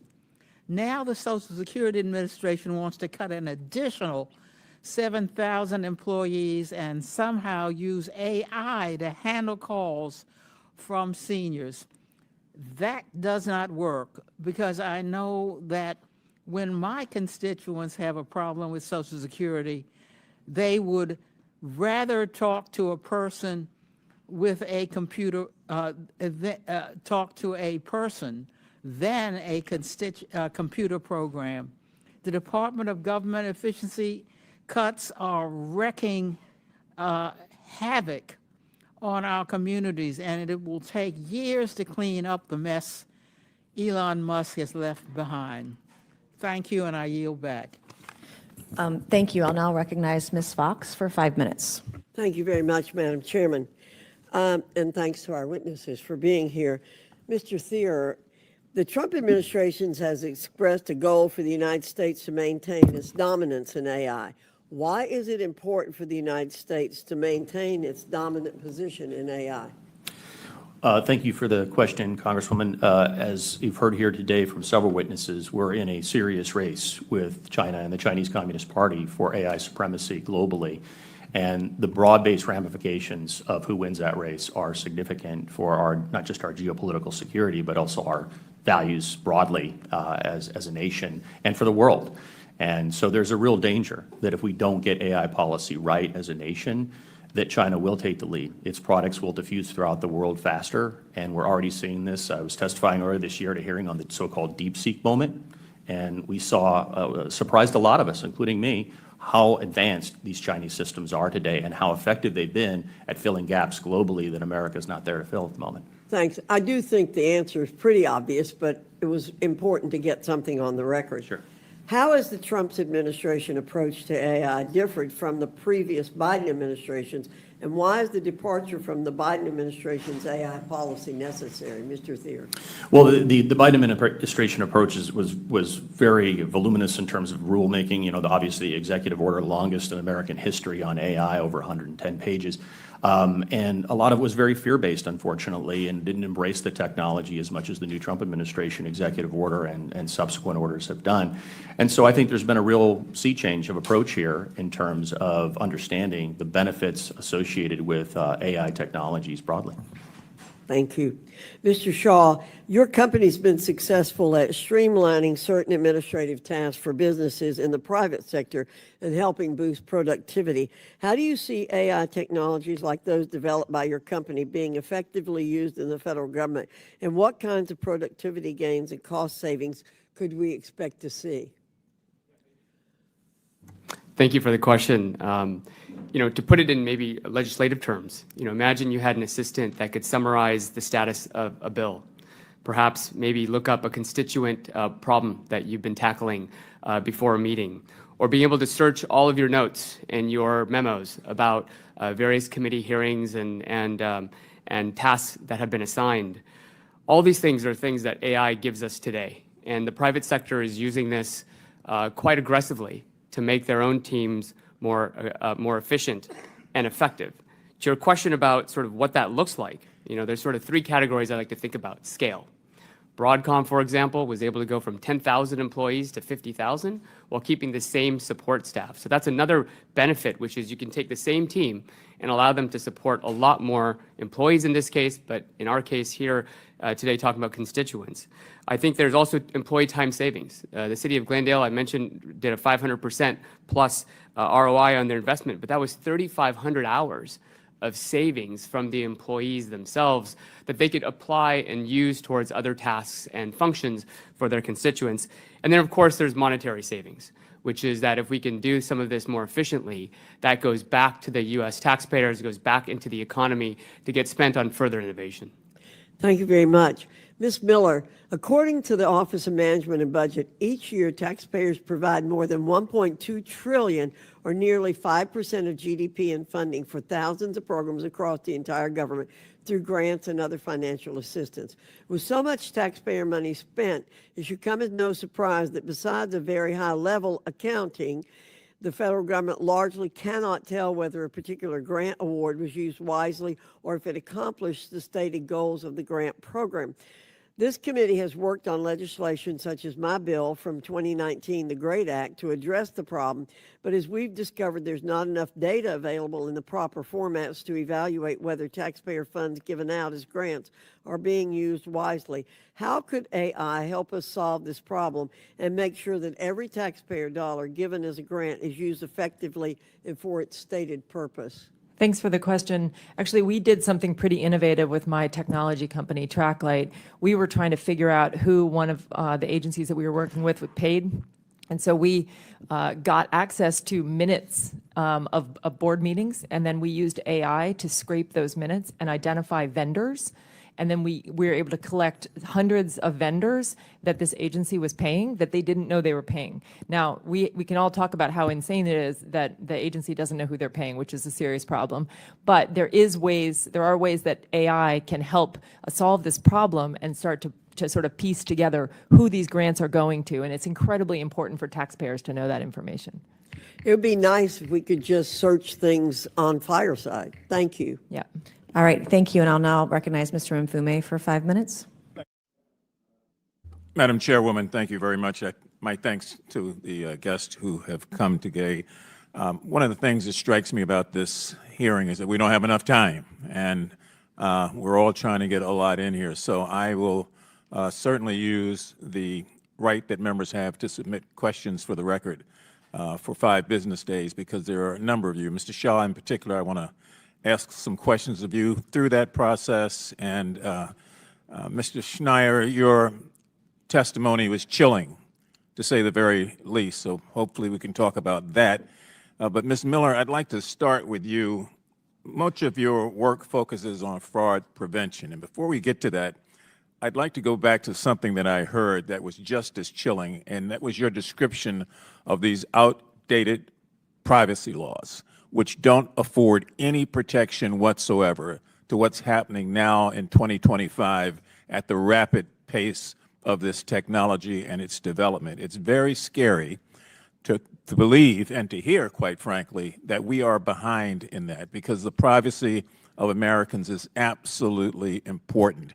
It's just as important as what Ms. Norton brought up earlier, and that is the fact that people who are looking for Social Security or trying to get Medicaid or trying to figure out SNAP benefits are running into this technology and being run over by it in many instances. So can we talk just a minute about these privacy laws, which I assume they predate all of this discussion, and that there is, as I understand, not a real determined effort to upgrade them to be able to protect industry and be able to protect government and individuals?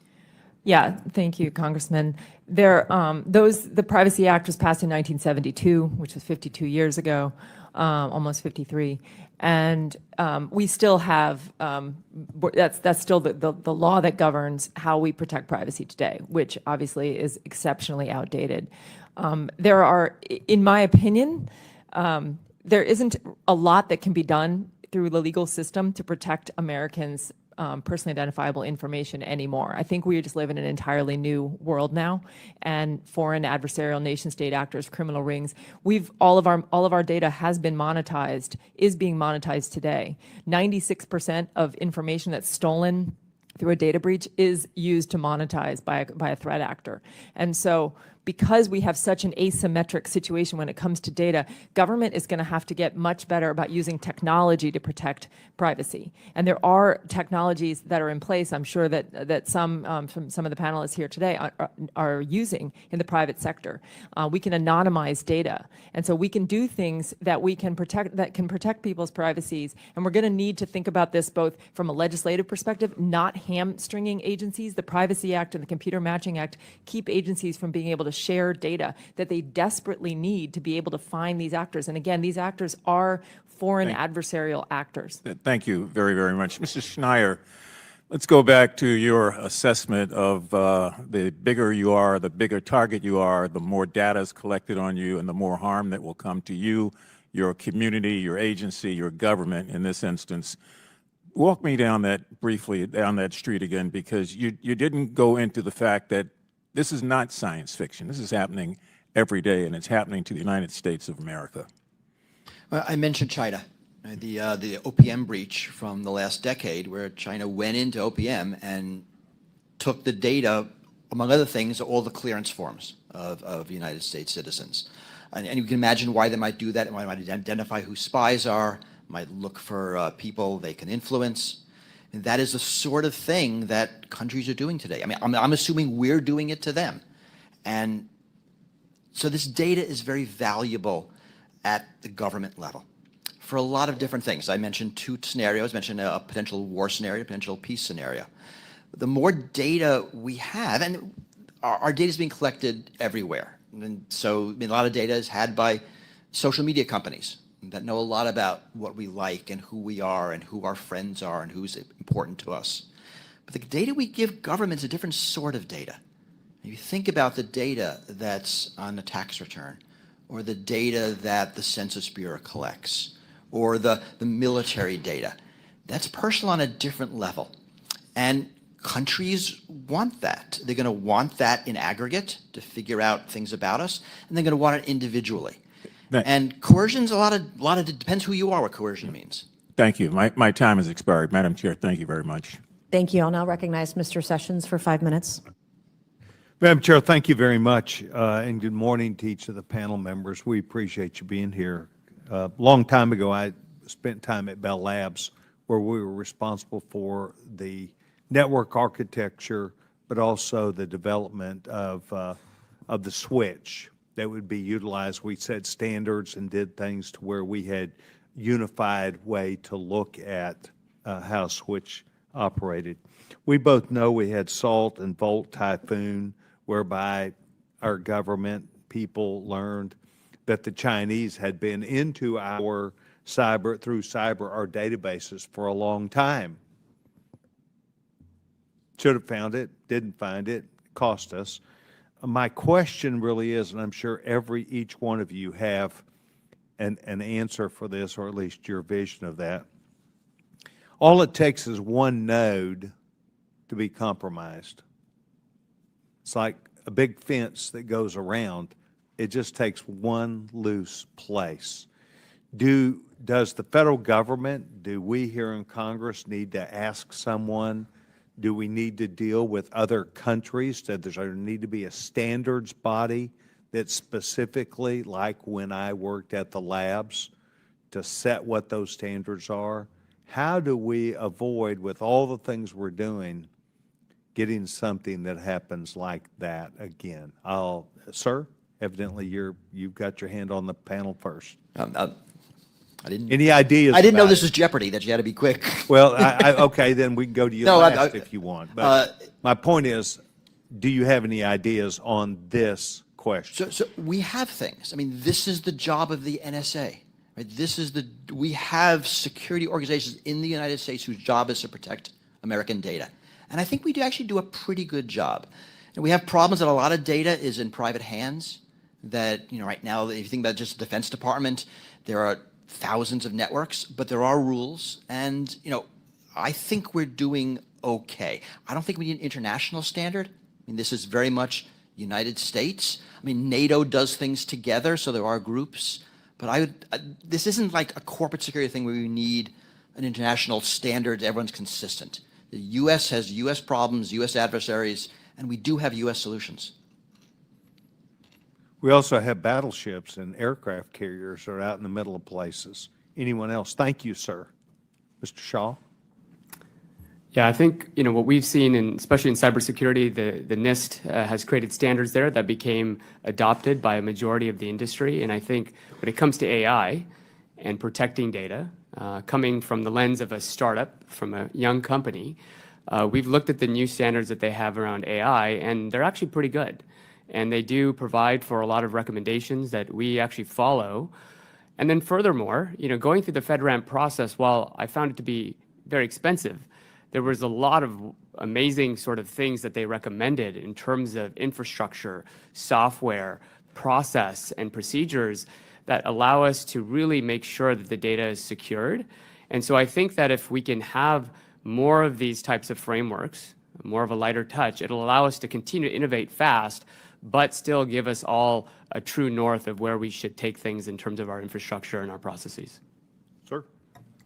Sir, I would say three things. Number one, just to follow on Mr. Shaw's point, I think NIST is well positioned for this. I think the remissioning of the Safety Institute by the Department of Commerce 2 days ago that will focus on really building the standards across our federal government and how they use AI is a step forward. Also looking at open source models coming from countries of concern, specifically China, and what kind of a risk they possess in our ecosystem. I think that's the right step to do it.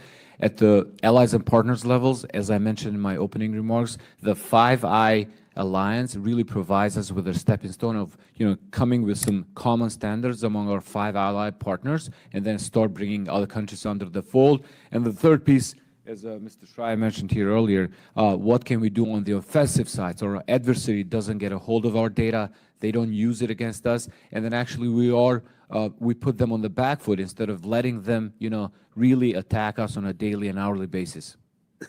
Good. Anyone else? Just very briefly, sir, I just want to put in a good word for what the Trump administration has been doing with its recent executive orders and OMB guidance on this front, which has been to provide not only a framework for expanding the use of AI throughout government, but also getting more serious about security vulnerabilities and other types of concerns. And recent OMB guidances like M25-21 and 22 basically try to address these concerns you're raising. Great. Thank you. I appreciate the panel very much. Madam Chair, I yield back. Thank you. I'll now recognize Ms. Brown for 5 minutes. Thank you, Madam Chair. I'm glad this committee is finally turning its attention to the federal government's use of artificial intelligence, because under President Trump, AI isn't being used to serve the people, it's being abused to serve the powerful. DOGE was a reckless, unregulated, and unethical failure, and I wouldn't be surprised if some of my colleagues on the other side quietly agree now that Elon Musk is out here trashing their one big ugly bill. So let's be clear about how we got here. Musk and his cronies were handed the keys to our government's data, let loose to sidestep security safeguards, strip away federal jobs, and exploit Americans' personal information unchecked and unaccountable.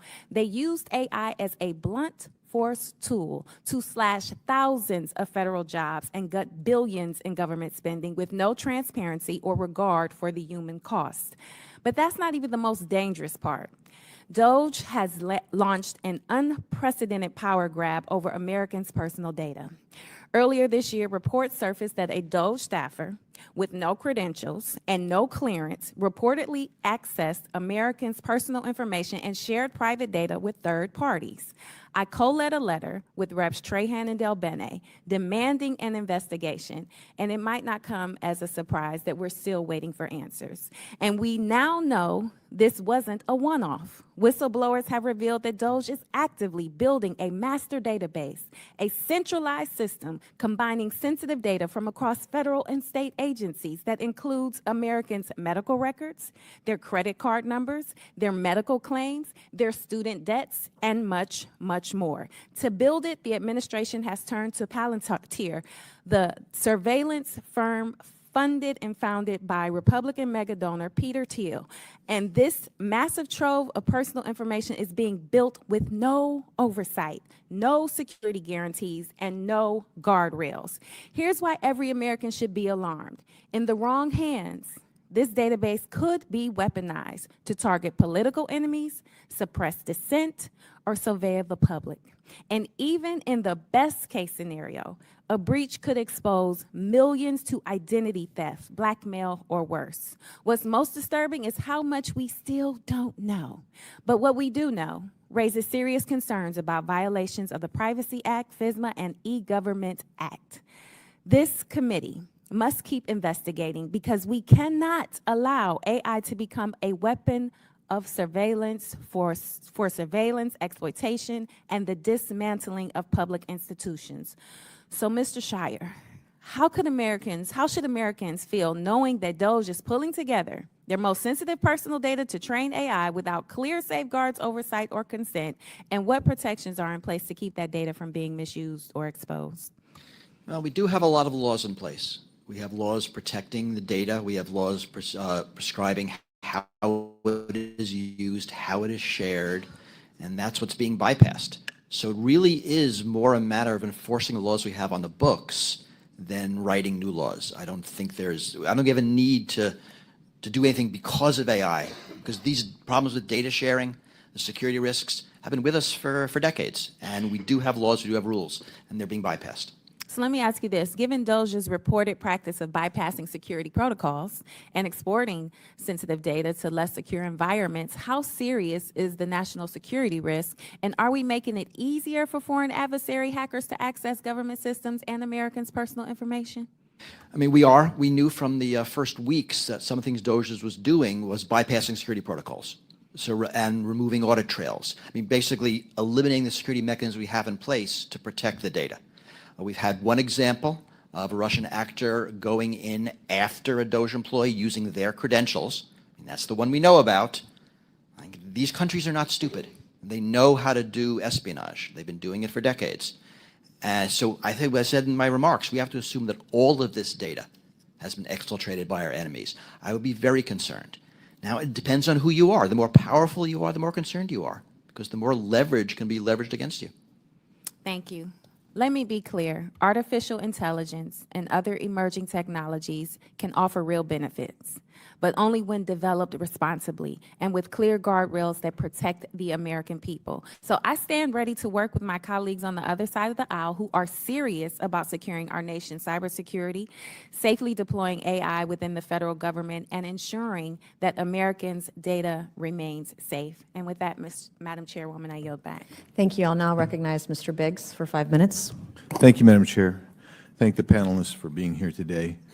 Mr. Shaw, in your written testimony, you describe how various communities, counties, cities, and 2 of them in Arizona, Scottsdale and Glendale, are actually using AI, perhaps becoming a hub of AI anyway, using it to become more efficient. Can you expand on that for us? Tell us what they're doing, and then the guidelines or guardrails that they have in place. Yeah, it's a great question. So, in terms of the cities and counties that have started to adopt this technology, they're using it to make their employees more effective. What does that mean? That means that they can self-serve a lot more use cases than they would have otherwise. They can find information, they can troubleshoot issues that they might be having with IT or even an HR situation or use case. They can submit performance reviews, they can do a variety of tasks that were otherwise very manual and very slow and required a lot of coordination amongst folks.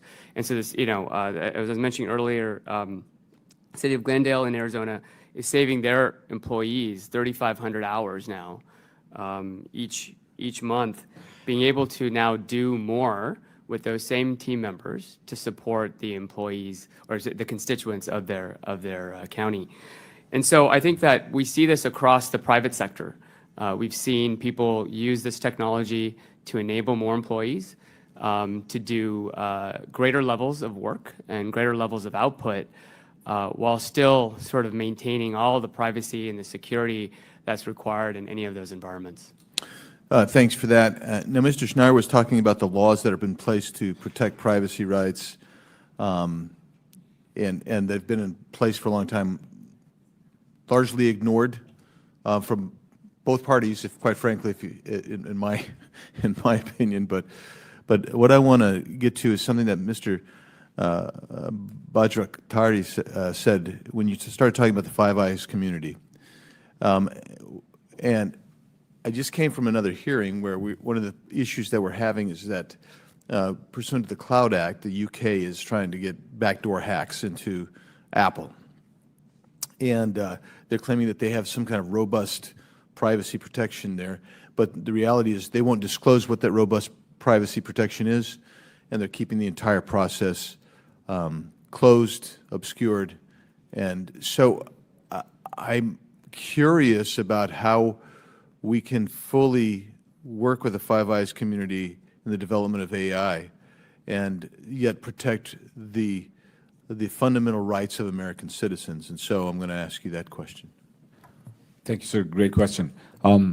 We have created the Five Eye community during the Cold War because one of the ways we could share more and fast and be ahead of what Soviet Union was doing was, being able to share with our allies and partners. I think there needs to be a starting point in how we confront China today.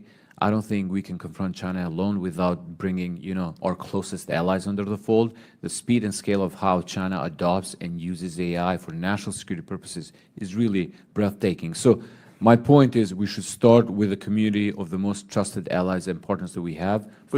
So my question is, though, when you have essentially the abuse of rights that we're seeing through the abuse of the agreement, the cloud agreement between U.S. and U.K., can you fully trust the Five Eyes to work together on this? And that's... Yeah, I understand concerns. Yeah. I think we have to work really closely with them to remove obstacles, because I think the challenge we face ahead of us is that if we don't find a common language and build common security protocols, I think we would have a different world by the end of this decade, a world in which CCP will probably have access to all our data. The entire global infrastructure will depend on the CCP, and the companies subsidized by Chinese. So we have to find a ways to remove these obstacles with our closest allies. I don't disagree with that. It's just we need to make changes right now, and we're not making changes fast enough, and we're not implementing anything fast enough. So I'm going to ask unanimous consent to enter into the record the bill text from a new Arizona law passed earlier this month to close dangerous loophole that allowed predators to use AI and digital editing tools to create child sexual abuse material that appears real but depicts no actual child. It was HB 2678, sponsored by House Republican Majority Whip Julie Willoughby, and it updates state law to ensure AI-generated and digitally altered images that are indistinguishable from real minors carry the same criminal penalties as those involving actual children. I'd like to submit... No objection. I also ask for unanimous consent to enter into the record an article discussing how my home state of Arizona is taking steps to allow AI to flourish, showcasing that states can handle AI regulation responsibly and reap the economic benefits. No objection. Thank you. All right, I'll now recognize Ms. Stansbury for 5 minutes. All right. Good morning, everyone. Thank you so much for being here. And I want to say thank you to the entire panel for your recommendations this morning.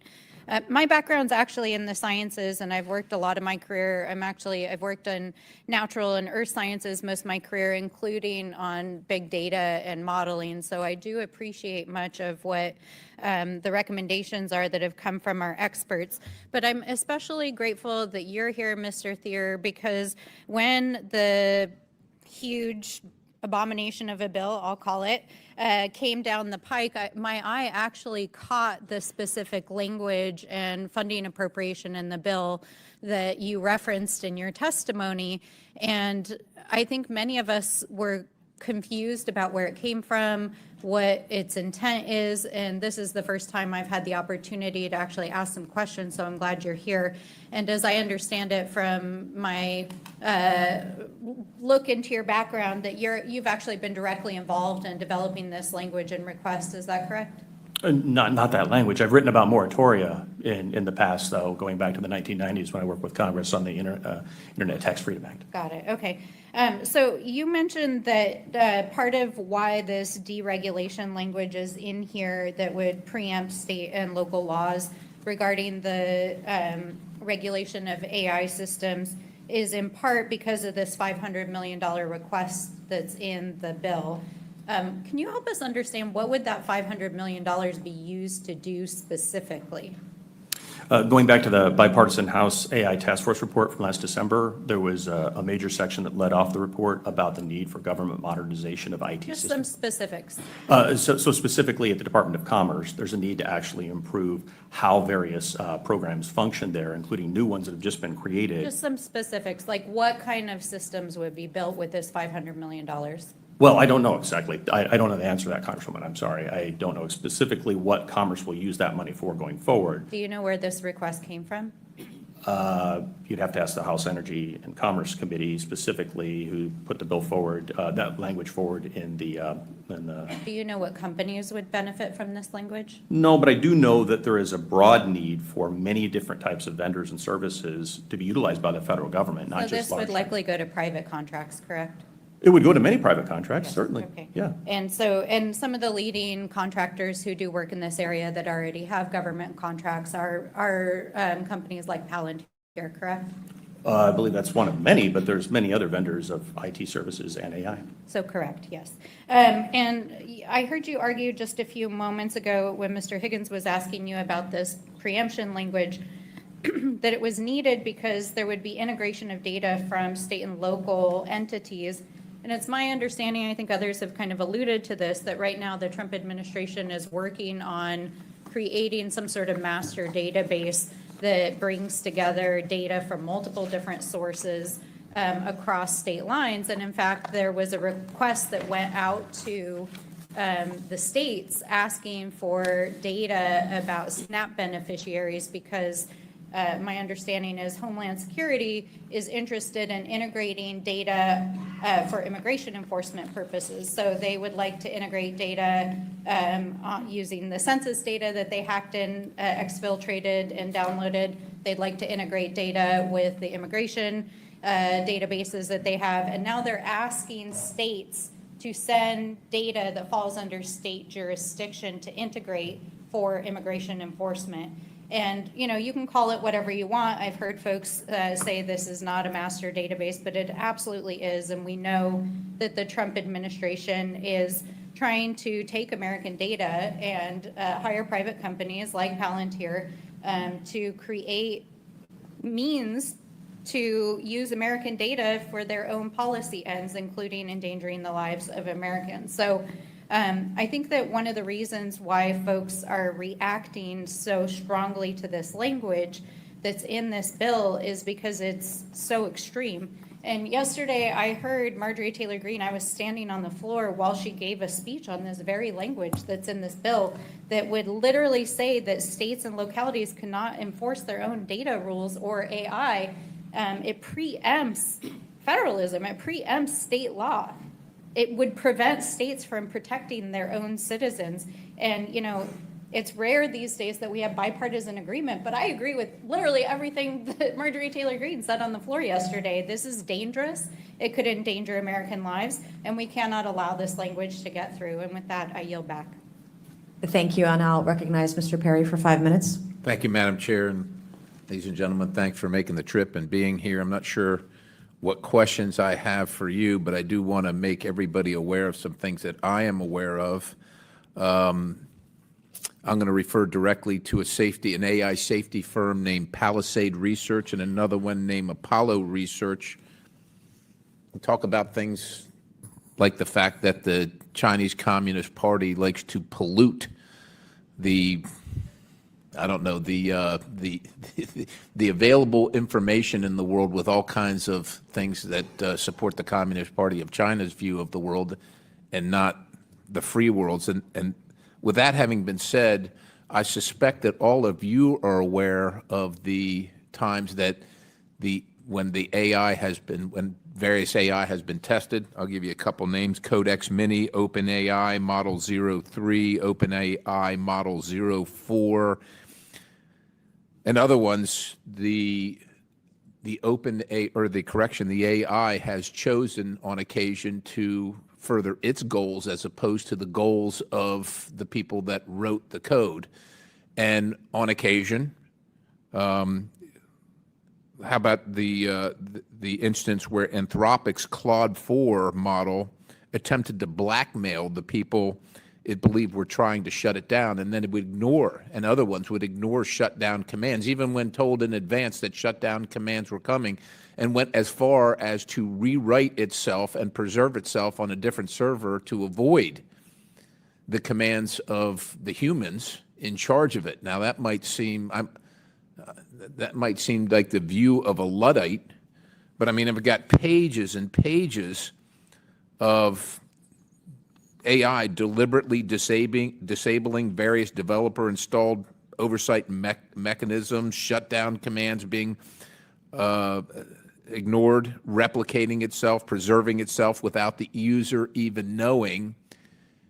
Now, let me be clear. I think that the United States of America has to win the race and be preeminent in AI. But I also think, while I sit on the Oversight Committee, that knowing these things are occurring during tests,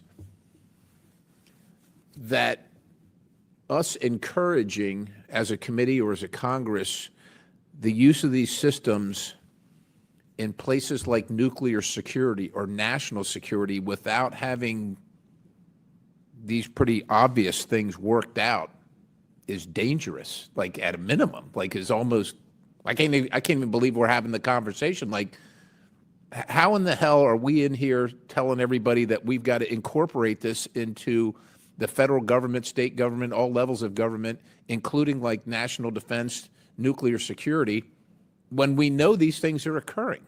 And I don't know which one of you to ask. You all seem to be all for AI, and I get it's your vocation, your passion, et cetera. But we got a duty here on this committee and in this Congress to make sure that the right thing happens. And, you know, humans, Americans, are supposed to be in charge of the government, not some machine that learned from another machine that picked up data that was polluted with Chinese propaganda and is going to like push the button for us. Ms. Miller, you seem interested. I got a minute left. What do you got? Well, this is a real concern, and GAO and other standard-setting entities have been really pushing for responsible AI frameworks. And this is one of those reasons why when we talk about AI, you can get a bunch of people in a room that are like, go, go, go, lean in, you know, do more adoption, faster, faster. But it's so important to think about these safeguards and how important they are. Responsible AI is incredibly important when we're dealing with national security information and American citizens' information that could threaten the actual, you know, safety and security of American citizens. And so it's incredibly important that we are slow and deliberate enough.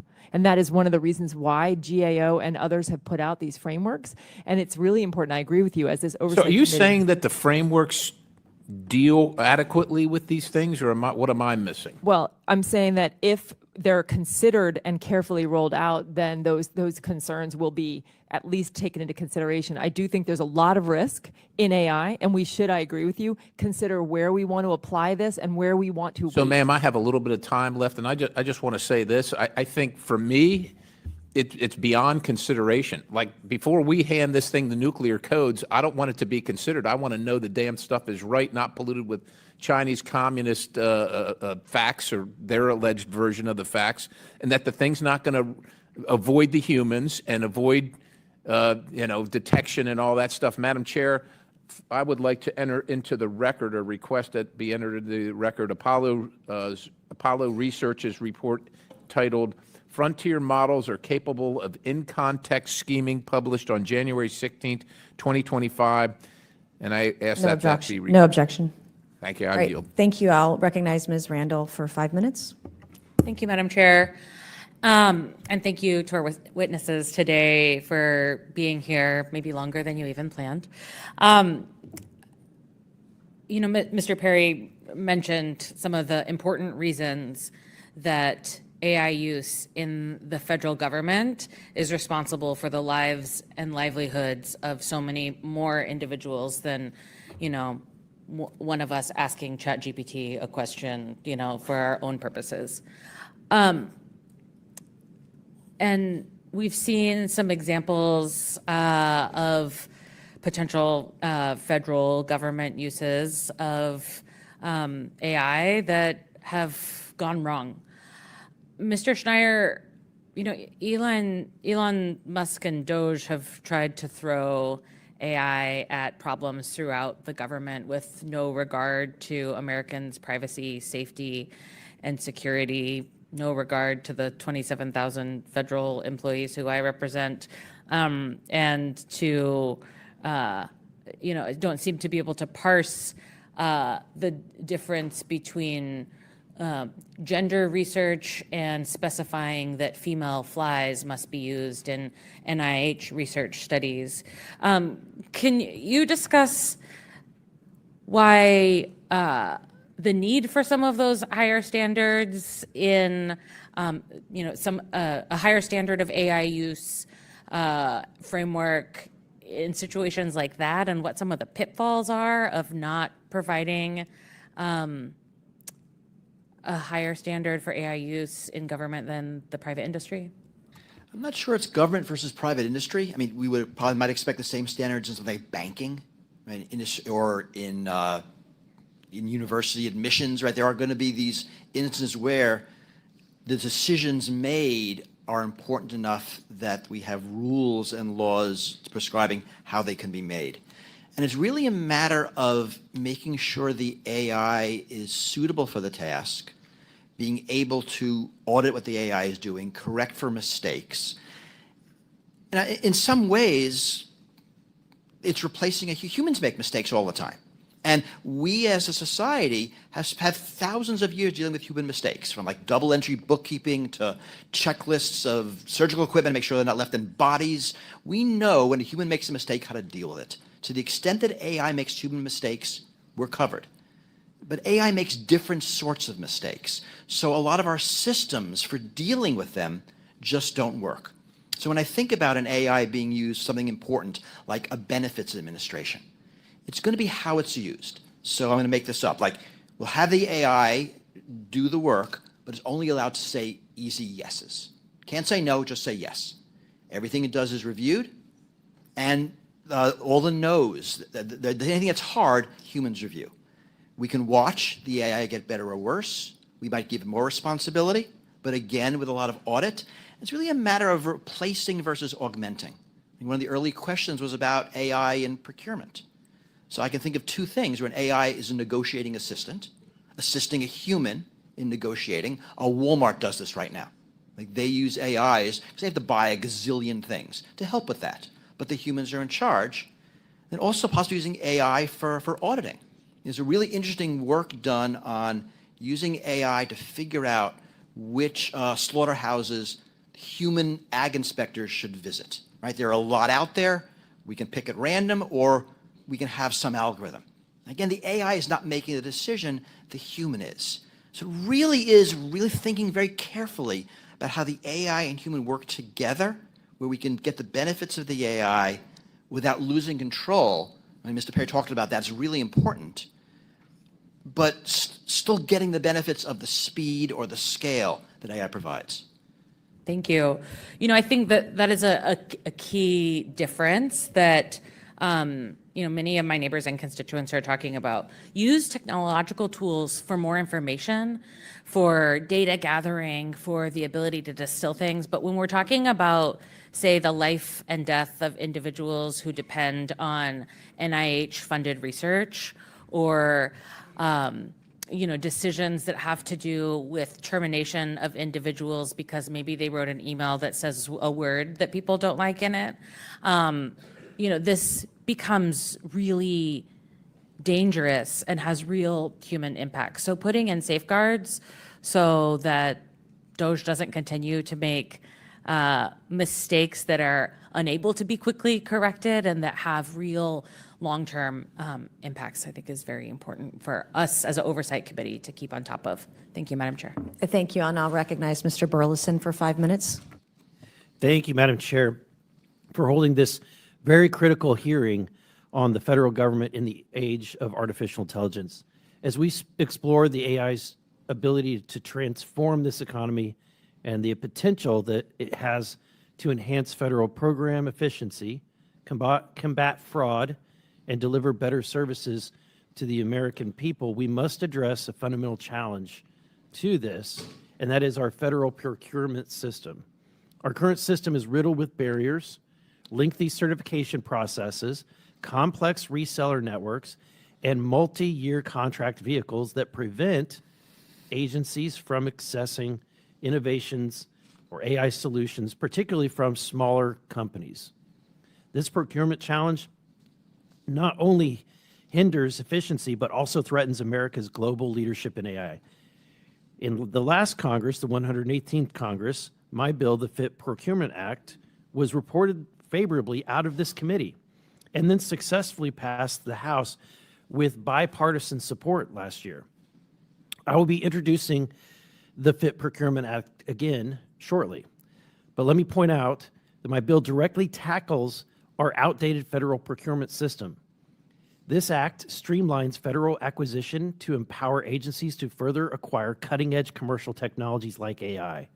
It does this by simply raising the simplified acquisition threshold from $250,000 to $500,000, increasing the micro purchase threshold from $10K to $25K, and allowing advanced payments for subscription-based software, which is what we see so readily today that the federal government is not able to take advantage of.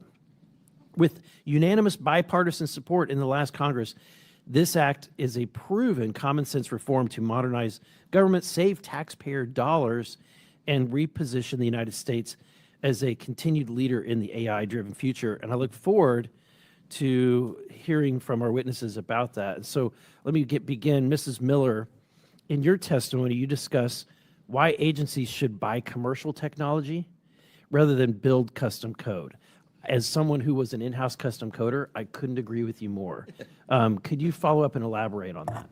Yeah, sure.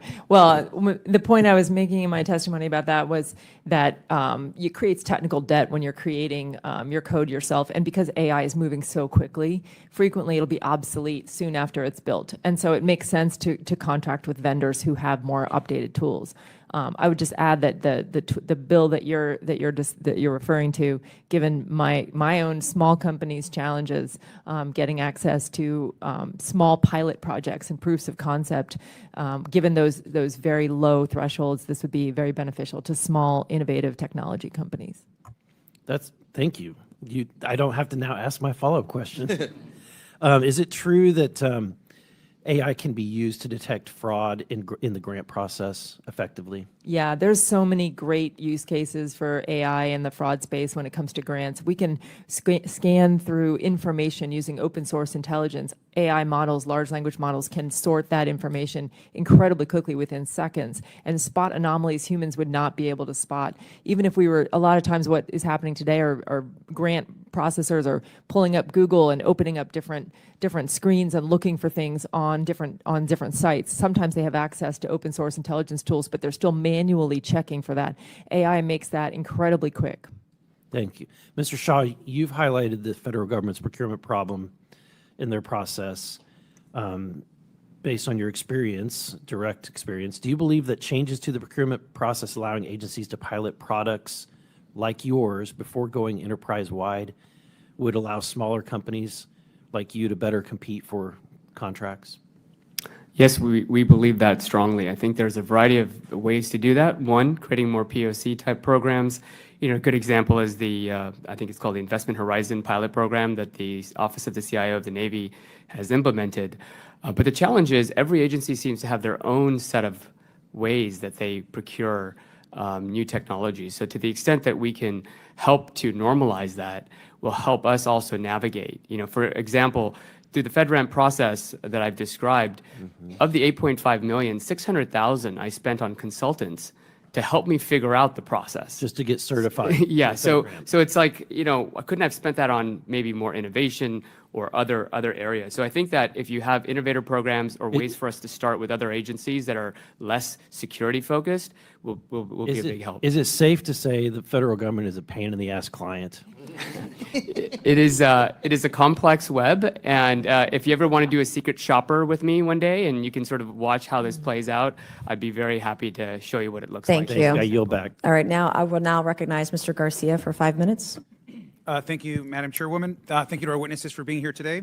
I want to just start by noting that we know that certainly AI can be an important tool for federal government, for our federal workforce. I think we always want to make sure that we're centering those that are working in our government and uplift the work that our federal workers do every single day. But we know that AI can navigate and help government become more efficient and intuitive in many cases. I think we should be honest about that. It can also help constituents get services faster. I've seen this happen at the local level. I've seen it happen, of course, now happening at the state level and here in Congress as well. We also know that many agencies just need to move more quickly, be more efficient. And AI can be a tool when you respect the federal workforce and work with the federal workforce on how we make these implementations happen. AI can also be used, of course, on issues around red tape. I saw this happening in cities across the United States. And we can analyze data better and faster. We can also work to empower our federal workforce in ways that they can use AI to help them do their jobs. And I think that's an important piece of this. It's also clear, though, that AI can be incredibly dangerous, incredibly disruptive, and certainly without guardrails can cause real harm to the American public and to the work that we're all trying to do. Now, deployment, of course, is going to take investments into work, but I do have some serious concerns about how AI is used, and it's particularly in this administration. And I want to talk about one of them, which I think is actually really, really important. So this, of course, is Robert Kennedy Jr., someone who I consider to be an extreme anti-vaxxer. I believe for him to be a conspiracy theorist and certainly has no business being the Secretary of Health and Human Services. Now, take one step back. We just went through a pandemic where 1.3 million Americans lost their lives, where businesses were shut down across the country, where healthcare was brought to the forefront of the public consciousness. And we know how important getting real medical vaccine testing information is to the American public. And right now we're dealing with measles outbreaks in Texas and other places. Information needs to be peer-reviewed, fact-checked, and done in a way that is responsible. But here, of course, we know that there was recently a Make America Healthy report that was put out by RFK Jr. and HHS. And I'm going to include in the article just this quote. There were dozens of errors, including broken links, wrong issue numbers, and missing or incorrect authors. Some studies were misstated to back up the report's conclusions, or more damningly, didn't exist at all. At least 7 of the cited sources were entirely fictitious. What we do know from many folks that have read this report is it appears that AI played a role in developing a report about the public health of Americans. This is something that we should be incredibly concerned with. And let's be clear, RFK Jr. has a long history already of dangerous, unscientific beliefs.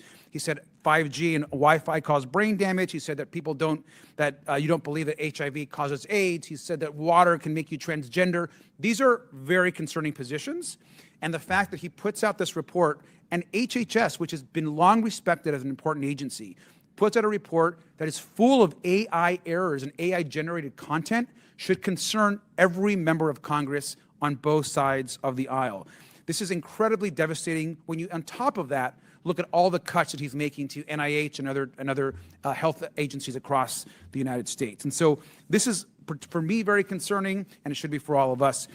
Professor Snyder, is it fair to say that these kind of errors in important government documents and health reports that could be due to AI are concerning to us and we should be concerned about? They are concerning, but put the blame where it belongs. I mean, maybe the AI is not suitable for the task, or maybe the human who used the AI didn't check the work. And that would have been true if the human tasked an intern. I mean, so it's really a matter of what's the process by which, by whatever gives you your first draft, do you look at it and make sure it's correct? We've seen the same problem with attorneys submitting briefs into courts that have fake precedents. I mean, yes, the AI made the mistake, but it's the human who puts their name to it, who says this is correct. They're the ones responsible. I mean, I teach this stuff. I tell my students to use AI, but you're responsible for plagiarism. You're responsible for the accuracy. I agree with you completely. And sir, I also spent 10 years in the classroom teaching as well. And it's really weird now. and so same. And I think that the idea that we're now seeing so much AI-generated content produced in our universities is a different topic. But let me just conclude with this. I think your point is exactly right. AI can be a tool, but there has to be the human element. The workforce has to be a part of it. It has to be a responsible user of AI, and so that we don't end up with medical reports that are false. And with that, I yield back. Thank you. Thank you. I will now recognize Mr. Grothman for 5 minutes. Thank you. I'll start with Ms. Miller. In your testimony, you noted the government loses more than $500,000 to fraud every year. Given that astonishing amount, what can the federal government learn from the private sector? Because we know the private sector wouldn't put up with that, right? Yeah, it's $500 billion. Yeah. And yeah, it is an astounding amount. What we can learn from the private sector is And this, I frequently say this when people ask me this question. A bank invests in fraud prevention technology because they know that they're going to save more money with that investment than they are going to spend on the tool. A private sector company would never spend money on something it wasn't going to have a better return on investment. But in the government, because fraud is deceptive and we don't see it, we don't invest in anything to try to stop it. And so it's this sort of happy sort of story that agency leaders can tell them, because if they don't go looking for fraud, they don't find it, and then they don't have to invest in technology to prevent it. And so then you have GAO coming out and saying, hey, we're actually losing $500 billion a year or more, I believe it's more, to fraud, and the agencies are not being held accountable. I'll give you a kind of related question.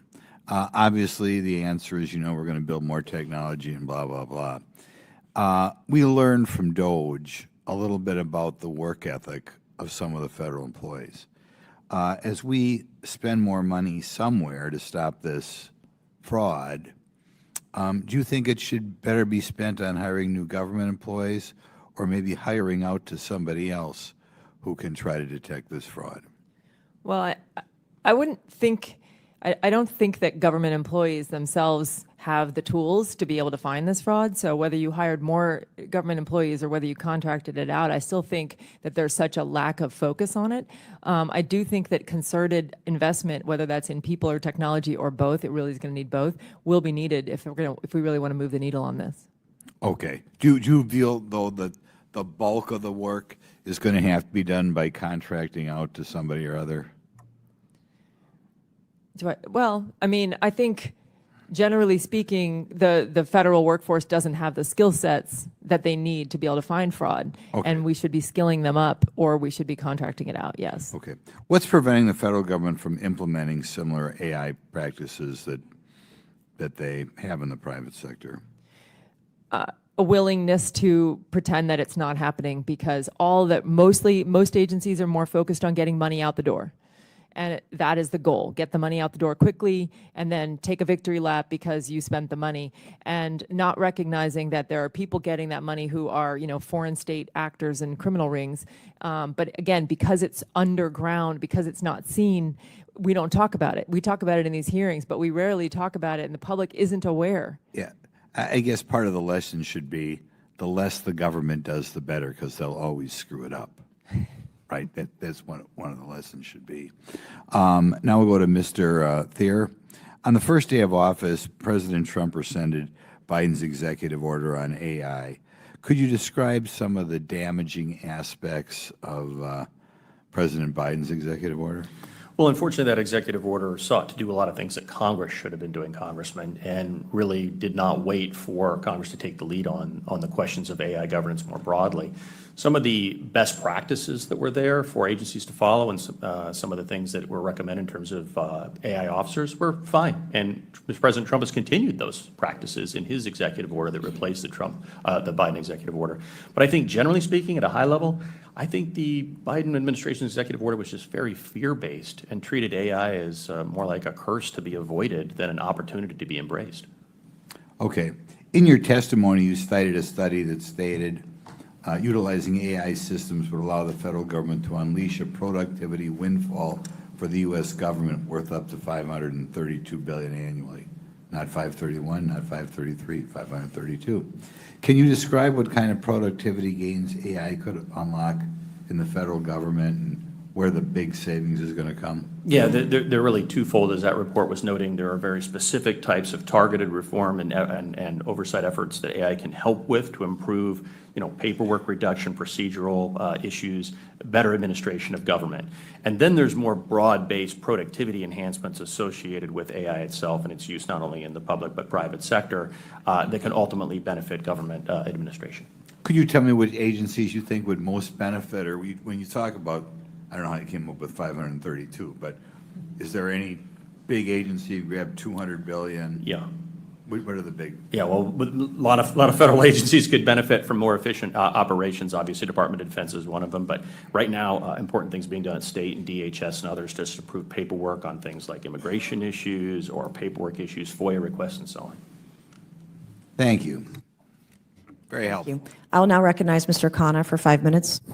Thank you, Madam Chair. Appreciate the testimony. Mr. Shah, of course, you have been such a successful entrepreneur and leader in Silicon Valley. Appreciate your being here. So I'll answer my first question to you. How do you think AI can help, particularly government employees, do better and be more effective in their work? Yeah, thank you. The things that we're seeing in the private sector today with large organizations like Honeywell and like, Northrop Grumman and the likes, they're benefiting from AI by making their employees be able to self-serve, get information that they're looking for, and take actions across a variety of systems. On any given day, an employee might have to swivel their chair 17 times to use different tools. And that becomes a very wasteful portion of their day, sometimes many hours. And so to the extent that we can start to do that for federal workers, for all folks who work for this government, I think we're going to see some benefits that will allow them to troubleshoot, to have better IT, benefits that will accrue to them from an HR perspective in terms of getting the information they need, making the changes, the benefit selections that go into that, and also be able to work across different systems without having to be an expert. I think one of the things that you all have pointed out, there's hundreds of enterprise systems inside the government, and you may only touch it once a year, twice a year. And so if you can use AI as the overlay, kind of that front door, what you'll see is your staff and all the members of the federal government be able to navigate these systems, which can be very complex, very easily, using the most intuitive interface in the world, which is language and conversation. So when it comes to that, we've seen companies in our sort of world of private sector be able to reclaim, top 5 pharmaceutical was able to reclaim 75,000 hours of employee productivity by deploying this kind of AI across 44 languages. We've had a Fortune 500 aerospace manufacturer reclaim 75% of its support budget to be able to bring in technologies and leverage. So I think that you're going to see both happier employees and better outcomes while also making the government more efficient. And this is for anyone on the panel. How would you address people's concerns about AI displacing jobs, being something that will lead to layoffs or people not being able to work? I'm happy to start. I think it's going to happen, and it's not going to be the jobs we think. It's going to be like low-level lawyers, and that's going to be hard. I mean, because you think about it, a lot of these professions are apprentice professions, and where do the senior partners come from if the low-level lawyers or low-level doctors are being replaced by AI? Something society has to think about, whether there'll be new jobs. In all previous revolutions, there have been new jobs to replace old jobs. This might be different. That's why you see a lot of talk about AGI. About universal basic income, UBI. Like, is this going to be different, where we need to figure out how to give people the ability to survive? And we don't know. We don't know a lot of these things. So those are very real fears, and I think we as society should think about them before they happen. We're not good at that, but we should. Go ahead. Congressman, just briefly, I'd just point out that there's been a lot of government reports on this issue and a lot of efforts about government retraining and so on and so forth. It's very hard to have a crystal ball to predict the jobs and skills that are needed in the future. But I'll just point out that just 10 years ago, everyone was predicting a whole bunch of jobs that would be dislocated. The most famous one, and number one, was going to be radiologists.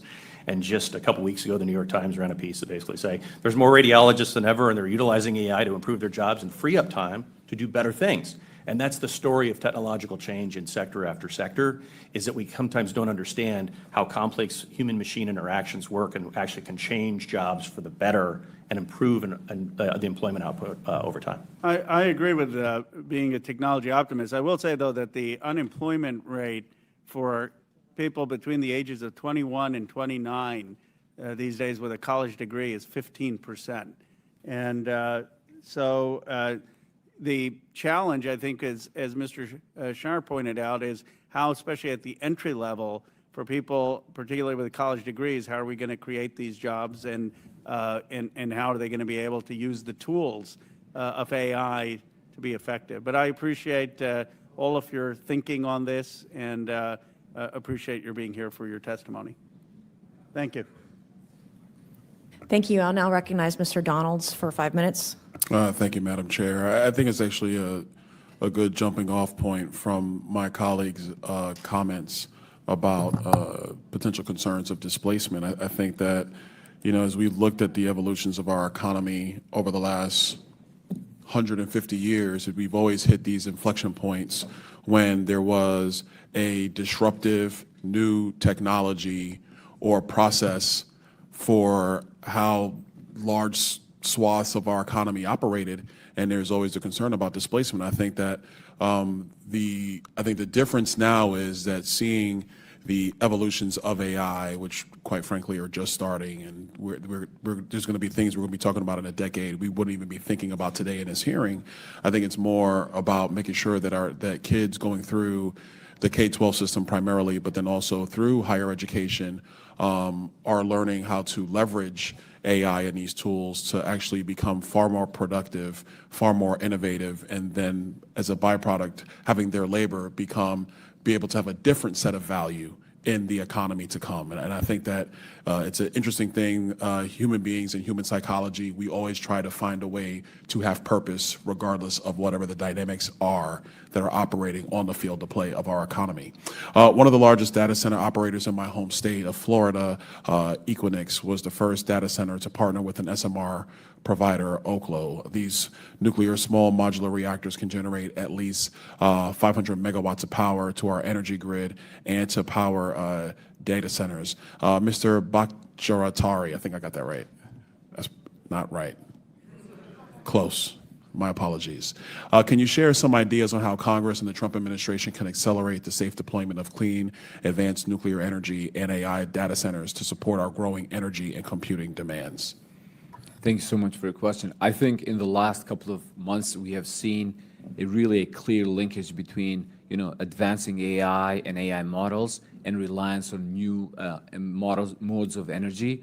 I think my organization really is focused on the development of fusion energy, for example, because I think one of the pathways that now is showing real great success in our country is the emergence of private sector companies that are showing incredible successful models of how to get to fusion energy. We also have the national labs that have made major breakthroughs.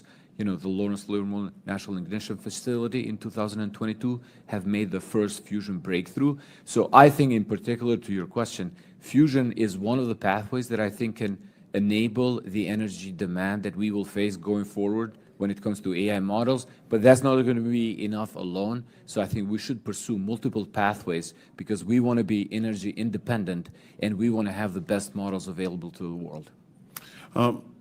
Mr. Thier? I'm not having a good day. Mr. Thier, with the establishment of the Special Advisor for AI and Crypto, what are some of the recommendations or priorities related to artificial intelligence that you would like to see them pursue? Well, one of them is what you just asked about, Congressman, which is making sure that America has energy independence and a greater diversity of energy sources to power the algorithmic revolution. And this is something the Trump administration has taken steps to address with executive orders and other things like that. That's crucial. Obviously, a crucial part will also be the development of a national framework for artificial intelligence policy, just as we had for the internet before. We need to address this conflicting patchwork of policies that's developing. That's something the administration and this Congress is obviously concerned with. And then there's a variety of other things having to do with national security matters and other investments in various types of algorithmic and robotic systems that are really, really crucial, among many, many other things that Congress and the administration are trying to do. Last point, I'll just throw this out to the panel. I was sitting with my colleague, Mr. Perry. We were just kind of theorizing about what type of advantages AI advancements, as well as, I guess you could say, quantum computing, what that could actually do to modernize and streamline governmental operations, not just federal, but state and local.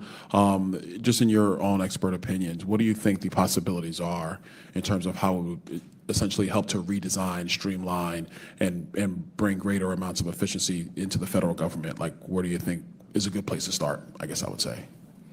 Yeah, I would say that if you think about this new technology of agentic AI, it allows for a new kind of automation. We've been building automation for several decades, but a lot of it was very brittle.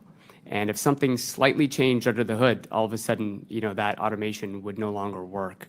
With agentic AI, you can actually overcome a lot of that by having these very, smart, intelligent reasoners and systems that can then go and do the levels of automation that we haven't been able to do before. And I think what that's going to do is really elevate all of us to be able to work on less mundane things and more sort of advanced thinking and creative ideas. All right.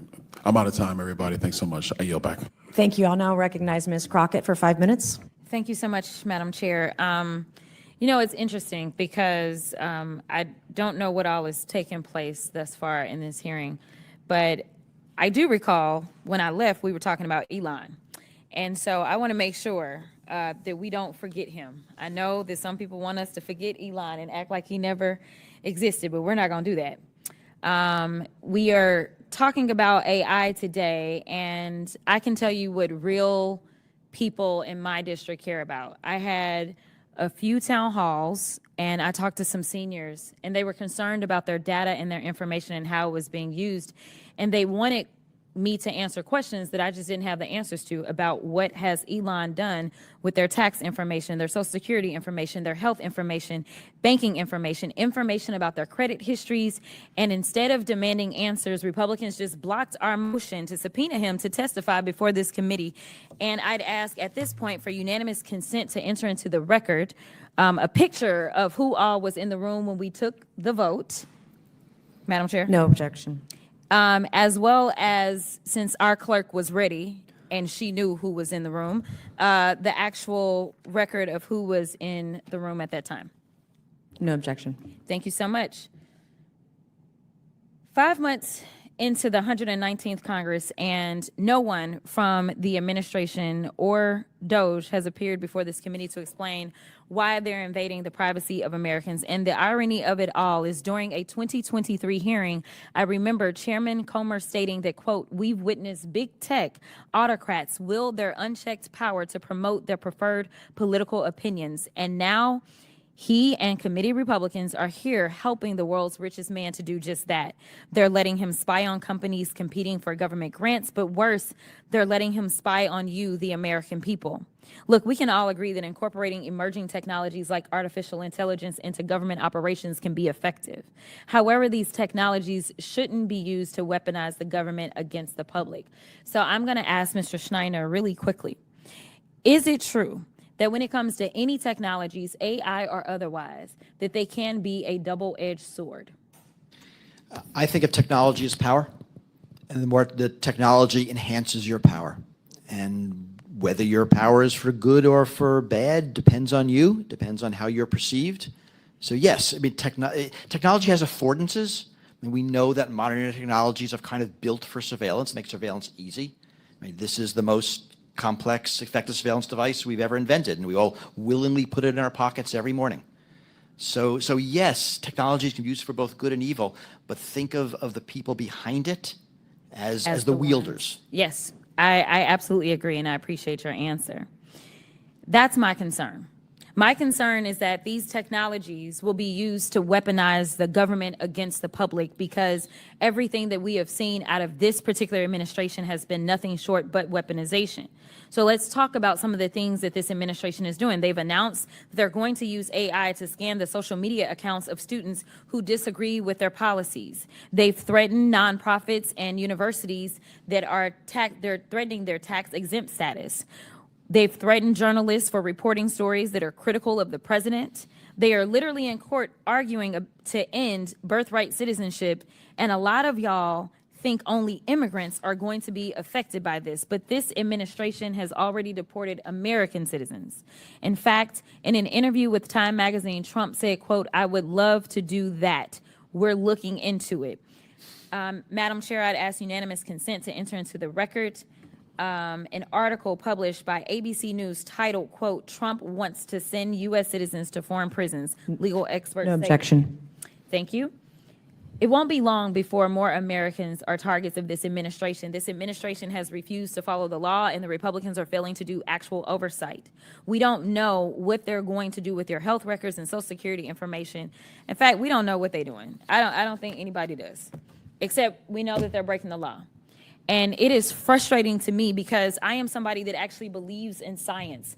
I believe that we should be investing in our young people. I believe that we should not be taking research dollars away. I believe that we should be trying to come up with new technologies and that we should be leading the world. But unfortunately, I can't trust these guys to do good things because, as it's already been said by Mr. Schneider, it is about who it is that is on the side that is asking for this to be done. And frankly, this feels like some bad movie that we are all in and that the villains are doing bad. So with that, I will yield. Okay, thank you. I'll now recognize Mr. Burchett for 5 minutes. Thank you, Chair Lady. As the 435th most powerful member of Congress, I have the honor of asking questions that have been asked ad nauseum. But when I ask them, I answer as if this was the first time you said it. And the proper response is, Congressman Burchett, that is possibly the most incredibly intelligent question that's been asked of me. So at least my clips will show that. And the 12 people that are watching this thing are at home. They're probably not in my district anyway. They're probably in Marjorie's district. Anyway, Mr. Thier, did I get that name right? Right.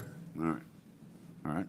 The majority of East Tennesseans, and frankly Tennesseans and Americans, are worried about their privacy being violated by government artificial intelligence programs. What do you think Congress can do to protect our privacy? And my biggest fear in all this is Congress. I mean, some of these cats up here still have 8-track tape players in their 1972 AMC Gremlins, and they're going to try to regulate AI. They can't hardly spell AI, and now we're going to regulate it. So, well, Congressman, thank you for that excellent question. And as someone who used to grow up in a Gremlin with an 8-track player, I feel a great affinity for this question.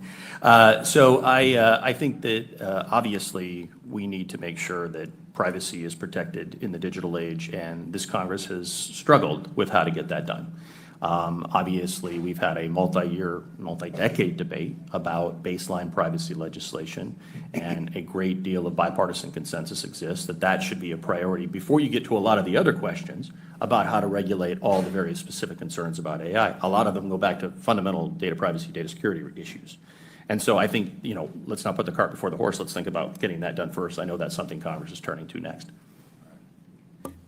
also, regards to China, how do we maintain our dominance in the AI sector? Any of y'all can answer that. I'll ask Mr. Thier first, if that's okay in this. Well, a lot of it comes down to making sure that America diffuses first. We have wonderful products. We are essentially winning one part of the AI war, but losing another. We're winning the part in terms of developing really sophisticated, high-powered frontier models and other systems and applications. But the reality is that China may be winning the diffusion side of things. And this is why it's very, very essential that we not miss out on making sure we have partnerships and deals, multilateral, minilateral approaches. The administration's been trying to do this, obviously, recently, but this Congress should obviously make sure that we do everything we can to make sure American technology and products lead the world. Because it's not just about competitive advantage, it's about our values. Our values are embedded in our products, and of course the Chinese Communist Party values are embedded in their products of, you know, control, surveillance, and lack of human rights. Yes, sir. We got to do three things. Number one is we have to continue to out-innovate and outmaneuver China. Our platforms should be the dominant global platforms. Number two is we have to work with our allies and partners to spread our platforms to, you know, the global south and rest of the world. And three, we got to find ways to slow down China and make it impossible for them to deploy their capabilities and to use their capabilities against us. Can you give me that first one again? I can tell by your accent you're probably not from East Tennessee. I'm not, sir. Since I'm the only person in this room that's not speaking with an accent right now. So if you could say that first one again, brother. The first one, sir, was that we have to make sure that we out-innovate and outmaneuver China. Right. I'll just add, I agree with all the other panelists here and witnesses. I think that this is an infinite race. And the technology that is being discussed here today, AI, can essentially be wielded and constructed by any sort of group of smart people. And the planet grows smart people everywhere, every day. And I think that to the extent that we can be the ones that others follow, that we can be the ones whose software, whose hardware, whose foundation models others use, we will have the sort of dominant leadership position of how this whole planet evolves. Ma'am? Well, I would say that China's doing a very good job of figuring out how to defeat some of our security vulnerabilities, and I think that's one area that we have a significant we have a ways to go, is to protect the infrastructure, because North Korea and China and others are getting better and better at infiltrating and exploiting our vulnerabilities. Sir. I'm going to be contrary here. I think the U.S.-China arms race is an overblown metaphor. This is not the 1960s. This is not the Cold War. Science happens globally. The transformer model, invented by Google, it was published. Everyone uses it. DeepSeek, China comes up with this model. It's public. Everyone is innovating based on it. Ideas are flowing cross-border. Dominance is more companies than technology. So don't think about regulating the hardware, the software, the ideas. We can't do that. And this is not the kind of world where that happens. It really is the companies and what they're doing. It's going to be U.S. companies, European companies, Chinese companies, other companies. All right. Thank you. Chair Lady, I yield back nothing. Okay, thank you. I'll now recognize Mr. Subramaniam for 5 minutes. Thank you, Madam Chair. I appreciate us having this hearing. I served in the second term of the Obama administration as a technology advisor in the White House. I worked a lot with a lot of great groups who were dedicated to modernizing government, making it more efficient, bringing AI to government. And one of them was the U.S. Digital Service, which has now become the U.S. DOJ Service. Another one was 18F, which has been completely set apart, has completely gotten rid of it. And I'll talk about them in a second. But one of the concerns I had about DOJ was that there's this notion coming in that they would come in and fire all these federal civil servants, and that AI would replace them, and that we'd save trillions of dollars as a result. And so that's wrong for a bunch of reasons. One, even if you fire every federal civil servant, you're actually not saving that much money in comparison to the deficit and the debt. But two, the federal workers are so essential when it comes to helping utilize these technologies, and especially the technologists that we've hired in recent years. And so we've heard a lot about this already from people testifying and even from members here, that it's not just about having AI, it's about having to deploy AI in a responsible way and in a manner in which we're not letting AI make mistakes. I'll give you an example. In Michigan, about, let's say, 10 years ago now, they deployed AI to try to find fraud, and they ended up finding a lot of fraud where there wasn't any fraud. And a lot of people got investigated, they went bankrupt trying to defend themselves from getting sued, and then they realized that the AI had made a big mistake. And there's so many other examples of AI being deployed in an irresponsible way, because we simply weren't pairing them with a human element that could help sort of edit and deploy it responsibly. And so 18F is a great example of this. They were actually doing a lot of great work to modernize our federal government and bring AI to the federal government, and going agency by agency and helping us procure great tools to do that. And instead, they were all fired, basically. DOJ came in and fired the entire staff at 18F. And now we're trying to figure out how to deploy AI in government, but we're chasing away the very technologists who can come to the federal government and help us do that. And so if you want AI and modernization in government, we need the best and brightest to be coming to government. But instead, what we have is a brain drainer of federal government, because we're trying to quote the OMB director, put federal workers in trauma. Who wants to come and work for the federal government if the people running the federal government wants to put you in trauma? Nobody. So we're not going to attract the best and brightest technologists to help deploy AI, and we're certainly not going to have what we need to have pairing up with AI in order to deploy responsibly. And then there's a lot of other things going on that I think are bipartisan, like making sure we update our legacy systems. I was just working with air traffic control, and I think their software is Windows 95. I've talked to many others in government who do technology. They still use Cobalt, right? They still use really antiquated technology and coding. So how are we supposed to deploy modern AI tools when we have these legacy systems, right? The other thing is, how are we supposed to recruit and retain great people to help transition and modernize our government when we're chasing them all away. And finally, this AI-human collaboration, it's already running into problems in the private sector, but it has to be even better in the federal government because, like in that example with Michigan, where people's lives were ruined because they deployed an AI technology irresponsibly, here, if you mess with an AI tool and it doesn't get people's checks on time for Social Security or Medicare or Medicaid, then people are going to go without health care. People are going to go without being able to pay their utility bills. It's going to have a terrible effect on the American people, and that's what this is really about. It's not about just deploying AI so you can say you deployed AI. It's about making sure we're deploying technology for the benefit of the American people.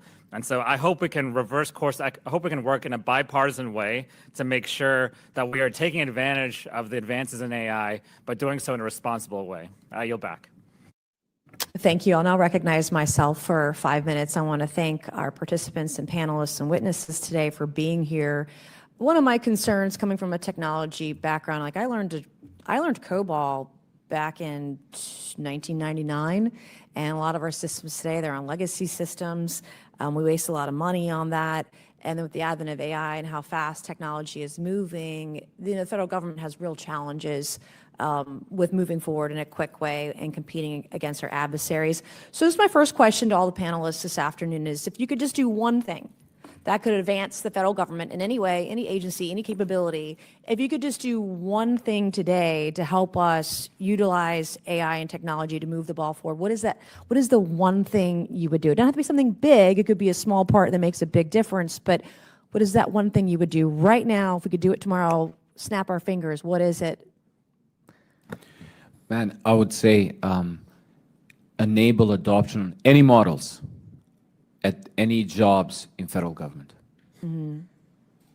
For memo writing, all the way to execution, logistics, back office responsibilities, anything. But without enabling, humans to start adopting these technologies, I don't think we will get to the next stage where we need to be as a country. Mr. Shaw. Most of the innovation happening in AI is happening at small startups. And I think that to the extent that you can look at a team of maybe 50 people and see how long it takes for them to get their product discovered and utilized by federal agencies will determine how fast we can move. And to the extent that we can solve that, I think it'll make a big difference. Ms. Miller. Pick a high-value process that can be automated using agents and deploy them. So for an example, continuing disability review in Social Security, we've seen a 9-to-1 ROI on that process of reviewing continuing disabilities. That's using people. That ROI would be at least probably doubled if we used AI agents, and we would save a lot of money in a very, very high-value area. So pick a really high-value area, deploy agents, and measure the difference so that you can use that measurement to inform other investments. Chairwoman, you're going to like my answer because I'm going to say we need the AI Training Extension Act to be moved. Oh, that's great. we need better literacy and skills government-wide. We have a lot of smart people working in government, and sometimes it's just a matter of getting them moving in the right direction and the right training to get the job done. Mr. Schneier. I want to see a model that wasn't built by a corporation. I want to see a public AI, that democratic processes are different. They have different affordances. They have different requirements. And to get a model that'll be trustworthy for government, for the U.S. government, I think it needs to be U.S. government built. I don't think it can be corporate built. So funding and research into a public AI will give us a different sort of AI. I think it's going to be interesting. It's interesting, we have all this technology at our fingertips, but like going back to Ms. Miller's comments about fraud and abuse, we have this technology, but it's almost like we write these checks and then we cross-check it later. So there's a system called Do Not Pay. It's called continuous monitoring. It still gives agencies match results the next business day, for example. And in 2025, that's dial-up speed, right? When you can have it within seconds. And taxpayers are footing the bill for a 24-hour lag when there are fintech companies that are out there that can flag fraud in milliseconds. Like, that technology exists. The March 20 executive order would force agencies to share all unclassified records with authorized officials, yet most agencies are still swapping spreadsheets as opposed to using APIs and technology that is, again, readily at their fingertips. The Secretary of Labor now has statutory access to state unemployment insurance files, but those feeds aren't wired into do not pay as of today right now. And it seems like we're still paying benefits first and then cross-checking later, which then again makes it rampant for fraud that we've had year over year over year. And then the IRS individual master file is written in COBOL in the 60s. And it still drives every tax refund. Like, I can't even wrap my brain around. I mean, if I saw a line of COBOL right now, I'd probably throw up. And then to know one of the most important agencies for American taxpayers, you can get your money back from the government. It was written in COBOL from the 60s. So how can an algorithm catch refund fraud in real time when the source of the data lives in a mainframe computer? And then the last thing I want to say is that GAO says that the federal government blows 80% of $100 billion IT budget just keeping 1970s systems on life support. I would love to know after this, and I'll send a question follow-up, if there was one legacy IT system you could cancel today, what would it be? And I don't have time, but that is a follow-up question I would love to ask all of you. What is the one legacy IT system you would just cancel tomorrow if you could to make our systems better? Thank you so much, and I yield back. I will now yield to Ms. Lee for 5 minutes. Thank you, Madam Chair. As we talk about AI, I don't think we can afford to ignore what's going on right now in our federal government. So to lay this out, we know that Musk and the Doge children went into every department and accessed their data sets. Initially, they were digging around and using AI to cut government funding, but it's become clear now that the goal has been to merge these different pots of data into one database. Trump has now tapped tech billionaire Peter Thiel's Palantir to head up that master database.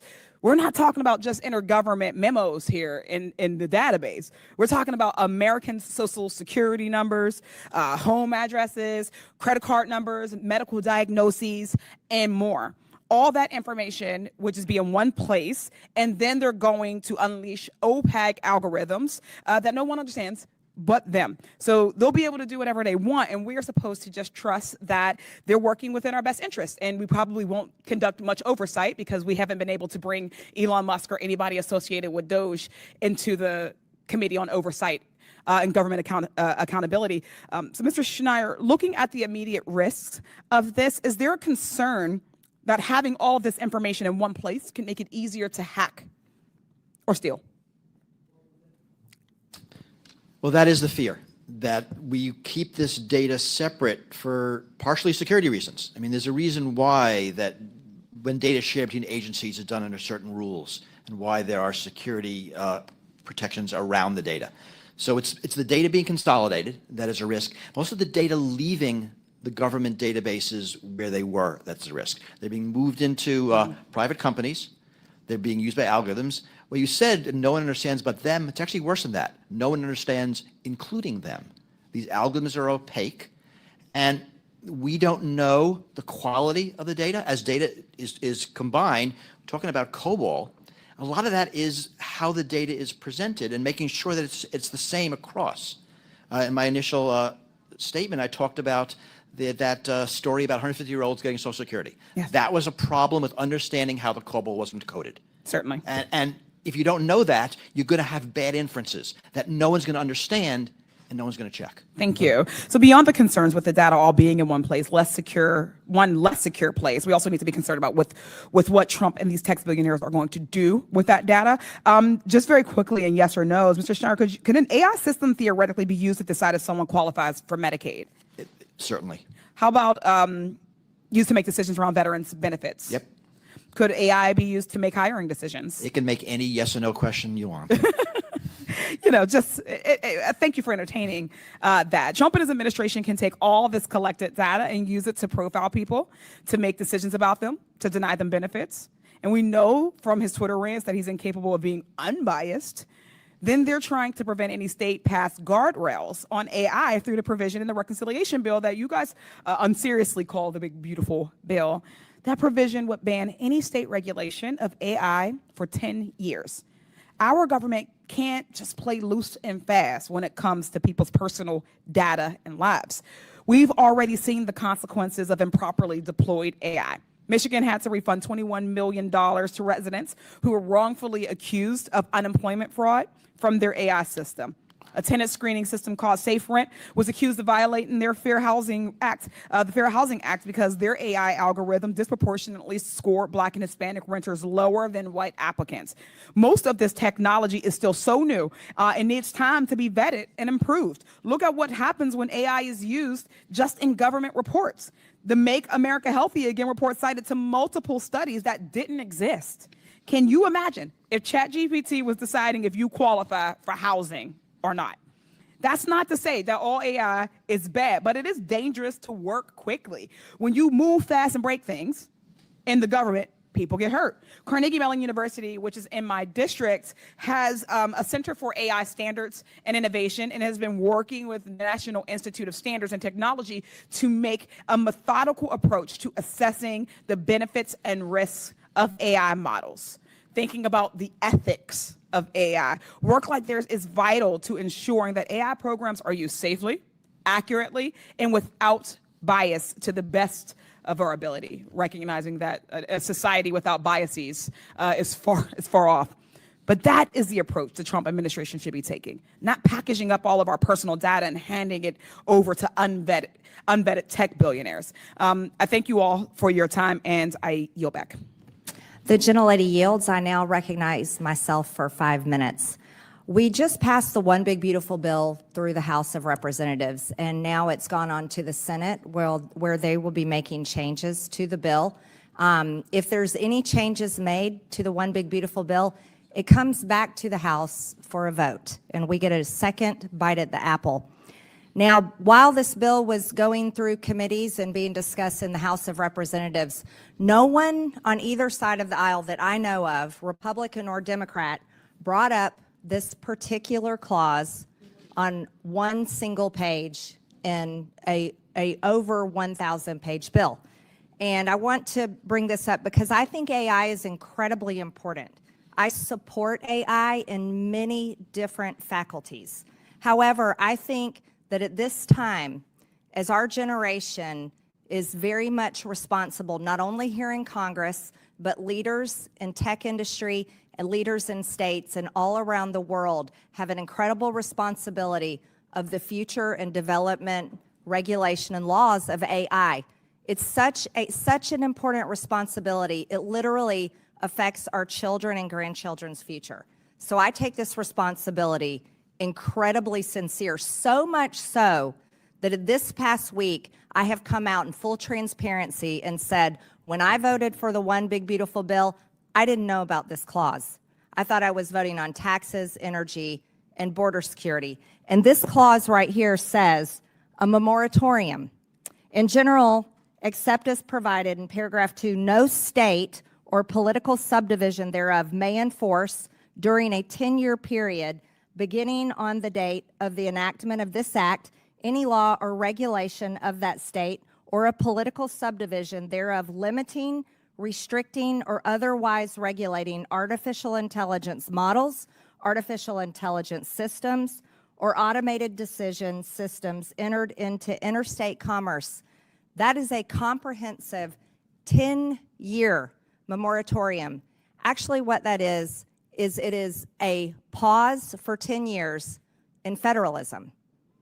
This right here, if passed into law, will tell states they cannot regulate or make laws regarding AI. That means the federal government is the only governing body that can regulate or make laws for AI in the United States of America. And I'd like to ask each of you, do you support federalism, yes or no? I'll start with you.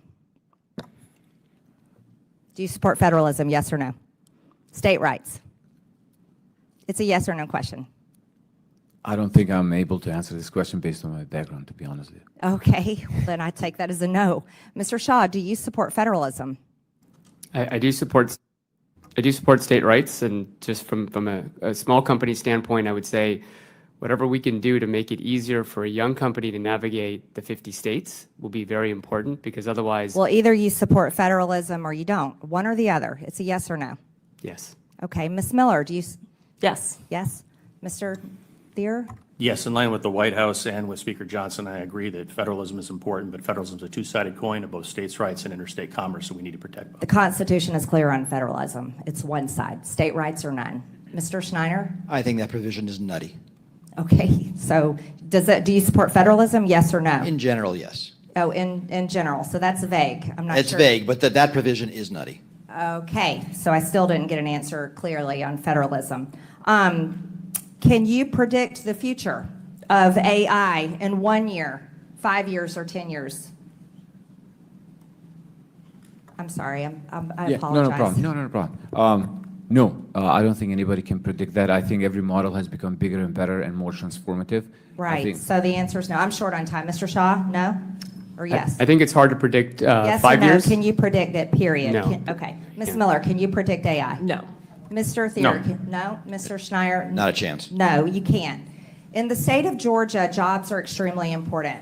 And AI is, whether we like it or not, and it's helpful in many ways and it's not helpful, will replace jobs. I have a manufacturing district, and the manufacturing companies are important, but so are the people's jobs. And if our state cannot regulate or make laws to protect people's jobs, people are going to go hungry. They're not going to have paychecks. They're not going to put roofs over their families' heads. And I think this is such a serious issue that we need to look at this through, I'll state it very clearly. I'm pro-humanity.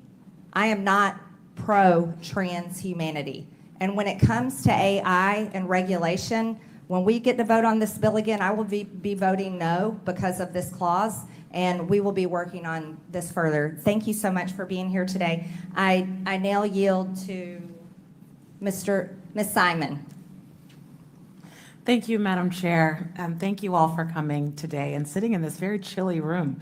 I think we've all learned so much.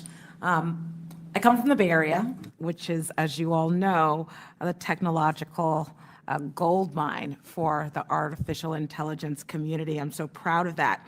In March, actually, I convened a table with AI innovators and leaders in my congressional district on how AI is and will continue to enable access to high-quality healthcare, data sharing, and, of course, opportunities for physicians and folks in the industry to expand access to the many wonderful folks who need it and deserve it. We already know that AI is advancing life-saving early detection for cancer, Alzheimer's, heart disease, and I can go on, and can save clinicians time and charting and note-taking and better spent on patients and actual working with families and folks who need them.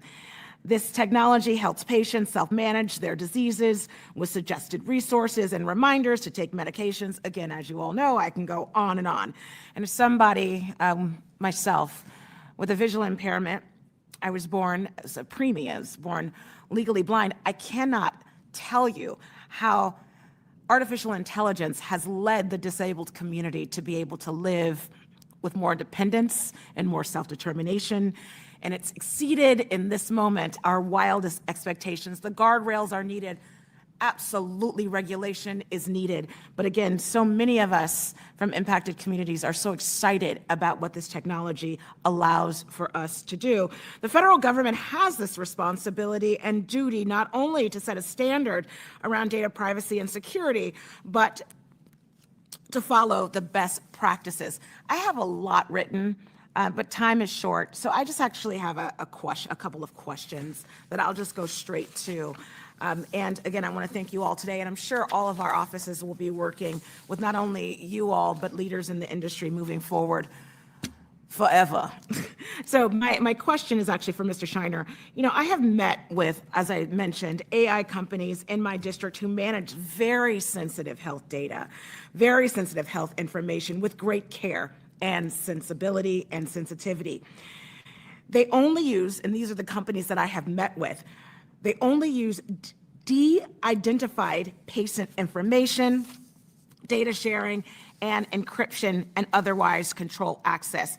Can you describe how our current administration's actions differ from the industry standards and best practices around data privacy and security? Oh, in so many ways. So we've seen examples of DOJ dismantling security protections inside organizations. We've seen them taking data out of secure enclaves and taking it off premises, and we don't know where. We have seen them combining data in ways that are contrary to law. If you think about it, healthcare is controlled by HIPAA. There's a regulation about healthcare privacy. De-identified data is a science. The census has a whole program on how to de-identify data to be used by researchers without revealing private information. So we can do this if we choose to. DOGE chose not to. Well, I have a little bit more time. Continue. All right. I want to add, so I would want to add, moving it into AI models has its own risks, and it's several risks. It's the risks of the model being trained on data that's private and then could make it public. We see researchers being able to pull private data out of a model. So without safeguards, the training process fails in privacy. Then the data will be used as an input to whatever the model is to produce decisions, and that also can be a violation of privacy. So all through these processes, we can build safeguards. I mean, I think that's your point. Yes. We just have to do it. And there's reason why you do this slowly and deliberately within organizations and not just pull the data out. Thank you, sir. And actually, this is a question that, as you're talking, it just derived in my mind. Anyone on the panel want to talk about the innovations in healthcare and AI, like particularly around diagnostics? I only have about 30 seconds, but I think it's exciting innovation, and folks will live longer, I believe, from what I've heard. Anyone want to jump in? Yeah, Congresswoman, thank you for your leadership on this front. I will submit for the record a series of reports that my organization has put together on AI and public health, where we cite specific ways that AI is being utilized in drug discovery, medical devices, and so on and so forth. I'll just mention that we've had a 50-year war going on cancer, and we haven't made as much progress as we need to. But last year, 608,000 people died of cancer, and a lot of these things can be addressed now with the power of artificial intelligence. I appreciate that. And Madam Chair, thank you for your time and allowing me this time. My husband died of cancer. I know that he could have lived longer if we had these technologies. We got 2 years with him. Again, that was 10 years ago. Changed our lives forever.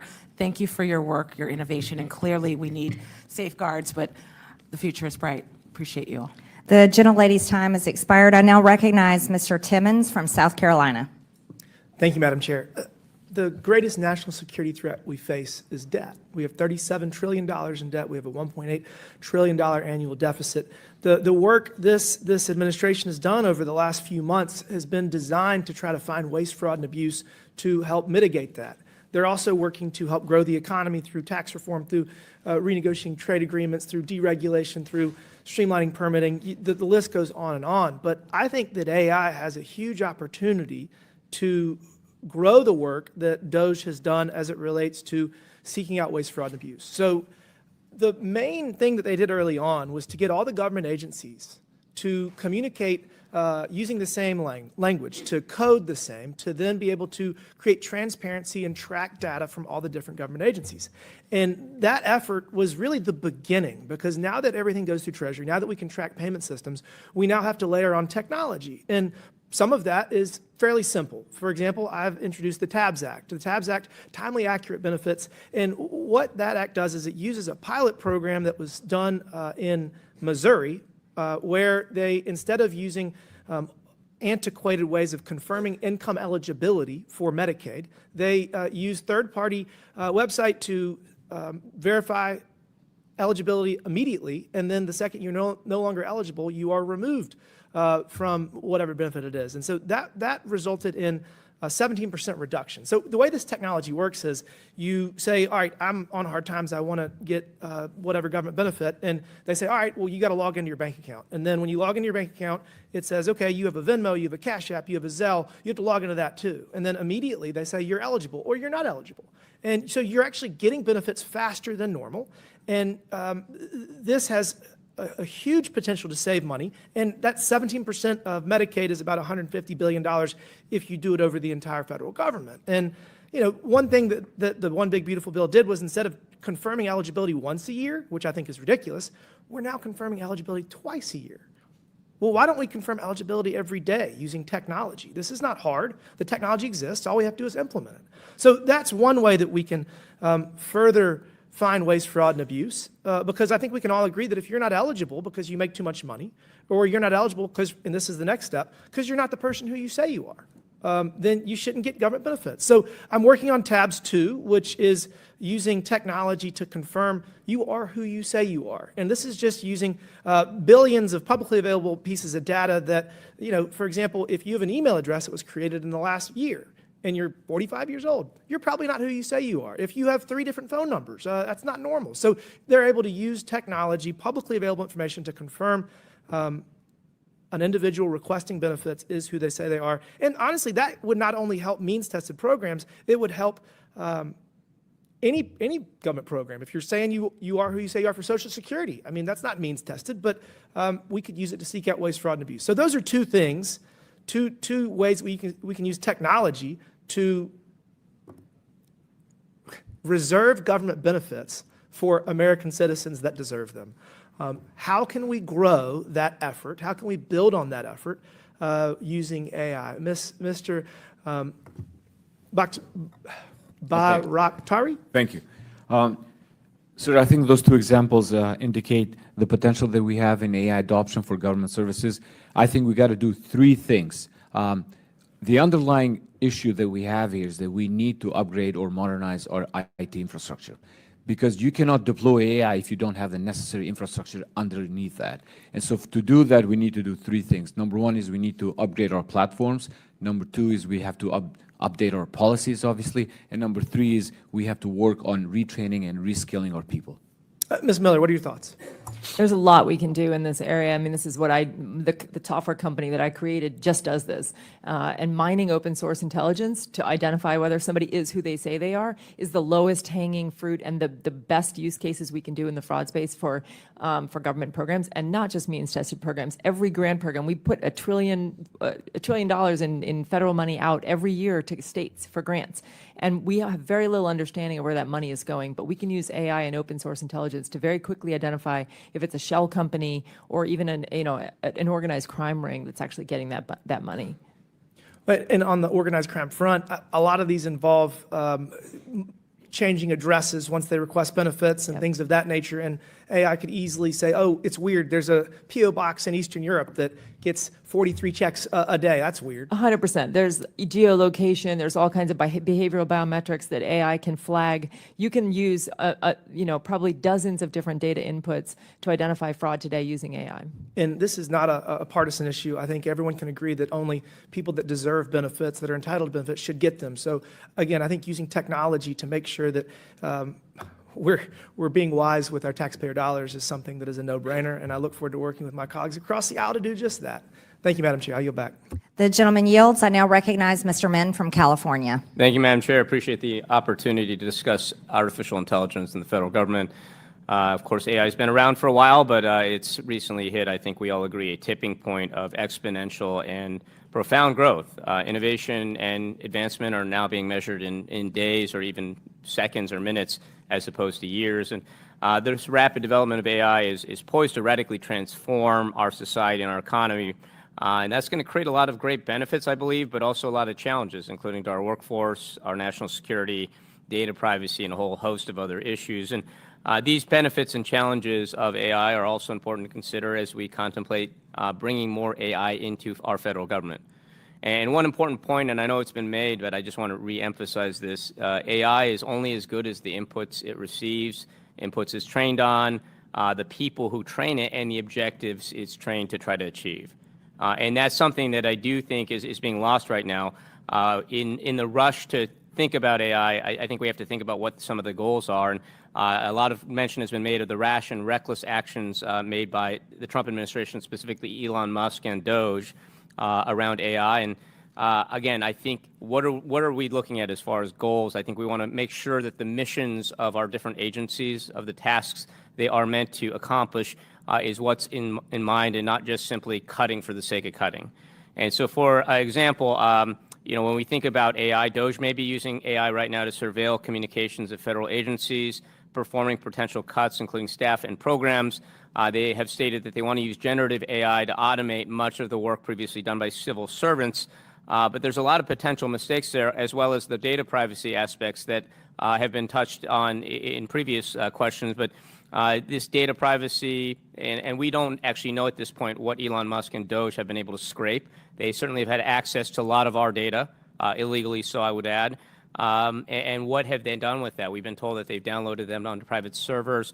This committee has not done any oversight on this question, but I think it's an important one as we think about AI. Is Grok or Elon Musk's other AI models, are they being trained on data that is only available because of his position at Doge? This also creates a lot of national security risks as well. And so I guess my first question is to Commissioner Schneier. From a national security perspective, what safeguards should we be thinking about implementing to make sure that we're protecting sensitive data while still promoting artificial intelligence design and innovation? I mean, we have the safeguards. The regulations are in place that protect the data. We know how to do it. We have been doing it for years, for decades, and it's a matter of implementing them. The problem, as you said, was what Doge did was illegal. It was contrary to the laws. And when I think about using AI in organizations, it's a matter of bringing the technology in and using it in a way that makes sense. There's a lot of talk about using it to find fraud. That seems like a good use.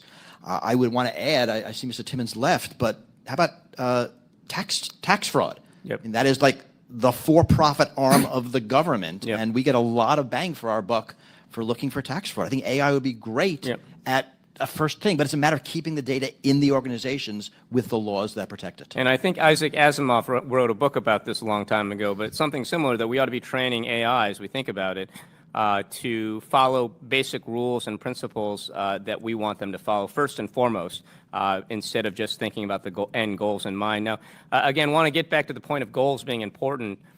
When we look at Social Security, when we look at programs like Medicare and Medicaid, it's easy to simply just cut costs. But if we are diminishing service, if we're just looking at cutting costs and not at the service being provided or the efficiency of the service being provided, we end up with huge mistakes.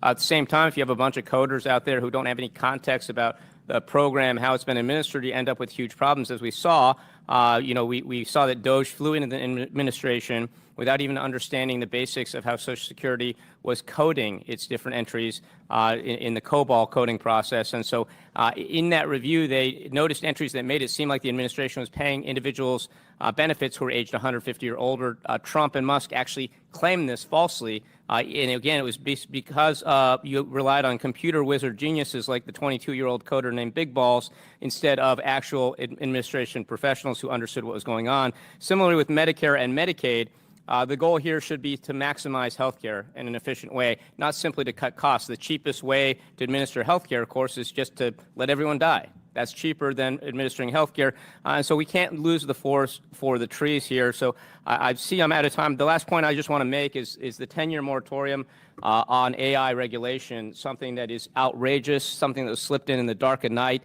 It's a shocking provision, includes so shocking that my colleague, Madam Chair, Taylor Greene, said she would vote against the entire big, beautiful bill if this provision wasn't The stripped out. gentleman's time has And when expired. Ms. Greene I and now agree on something, recognize you Ms. know it's Luna right. of Florida. Thank you. Thank you, Madam Chair. I want to thank you all for being here today. One of the biggest concerns I have with this whole discussion on AI is a failure to admit, first and foremost, that it does appear that in the next 10 years that the way that we have grown up and know life with AI will be forever changing. With that being said, there are a few differences that I think most people acknowledge, and that AI lacks a few things, one being a soul, also empathy. And we are not gods or God, and so I think that we're playing a dangerous game, especially moving into a future that's simply unknown right now, especially if we do not essentially develop the first AI super weapon, essentially that's what this is, whoever does will essentially control the world. And I think that that's a very serious topic that needs to be discussed right now. But specifically to transhumanism and coupling of AI with humanity, what regulatory frameworks can be established to ensure AI-driven transhumanist technologies like brain-computer interfaces prioritize human safety and consent? I'm opening this up to everyone on the panel. I have a few questions, so I'd like to get through this, so just please limit your responses. Mr. B, if you want to go first, or down there, either or. I'll just briefly say, Congresswoman, that there's been a lot of work done on AI governance by multiple bodies and entities. I just want to cite something that actually came from the Biden administration on this, about the applicability of so many existing laws and regulations to AI. And their leading regulators for 4 large agencies said before leaving office that basically we have the ability to enforce the respective laws and regulations to promote responsible innovation and automated systems, and that basically AI does not get an exemption from civil rights laws, from consumer protections, unfair and deceptive practices, fraud, so on and so forth. So we have a lot of policies that do regulate many of the fears you're raising. Is there the possibility of regulation, though, that exists that would enable transhumanist enhancements that exacerbate social inequalities or basically financial inequalities, creating an elite class of enhanced individuals? I bring that up because we're talking about low-level jobs potentially being removed from the workforce, people that have and can afford the ability of, for example, implementing or implanting chips, given access to unknown amounts of knowledge, and essentially creating the first superhuman. This is a real concern. I know it might come across as funny to other people, but I am genuinely concerned about this. From a bipartisan perspective here, we're talking about humanity versus machine. Hopefully, in a flowery world, we would have it set up to where it could, improve society for the best. But I'm also in politics, and I have a very, unfortunately, sometimes negative perspective on the world because I've seen the worst of humanity in this job. So science fiction speaks of this a lot. I mean, there's a lot of people who think about this notion of haves and have-nots and how technology will exacerbate that. And that's going to depend on how it's available and how much money it costs and who can get it. Nina Farahay writes a lot about AI and brain interfaces and what we can do to protect humanity in that world. So I do recommend talking to her. She's the smartest person I know on that particular question.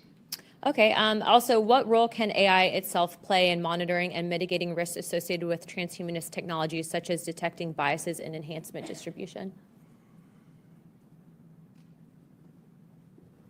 I think a lot of the conversation so far, since ChatGPT came out, is about foundation models and how they operate and how they hallucinate and some of the shortcomings of them and the risks with them. But a lot of these problems can be overcome at the application layer. And Ms. Miller and I represent companies who build applications on top of many models.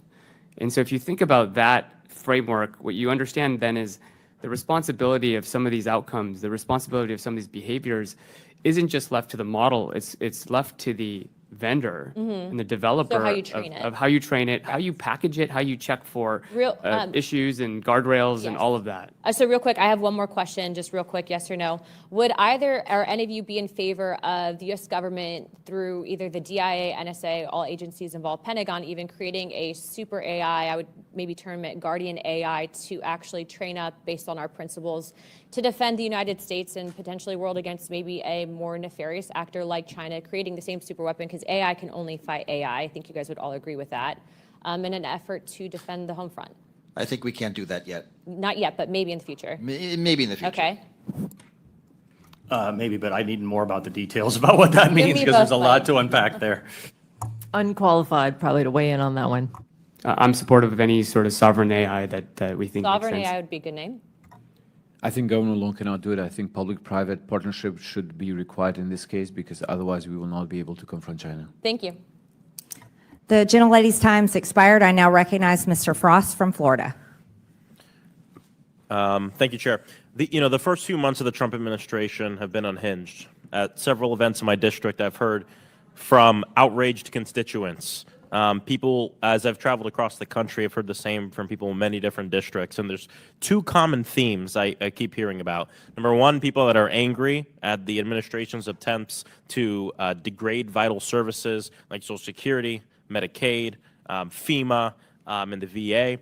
And also fear about what Elon Musk and folks at Doge have done and could be doing with the data of American citizens and the American people, things like health records, banking information, and Social Security numbers.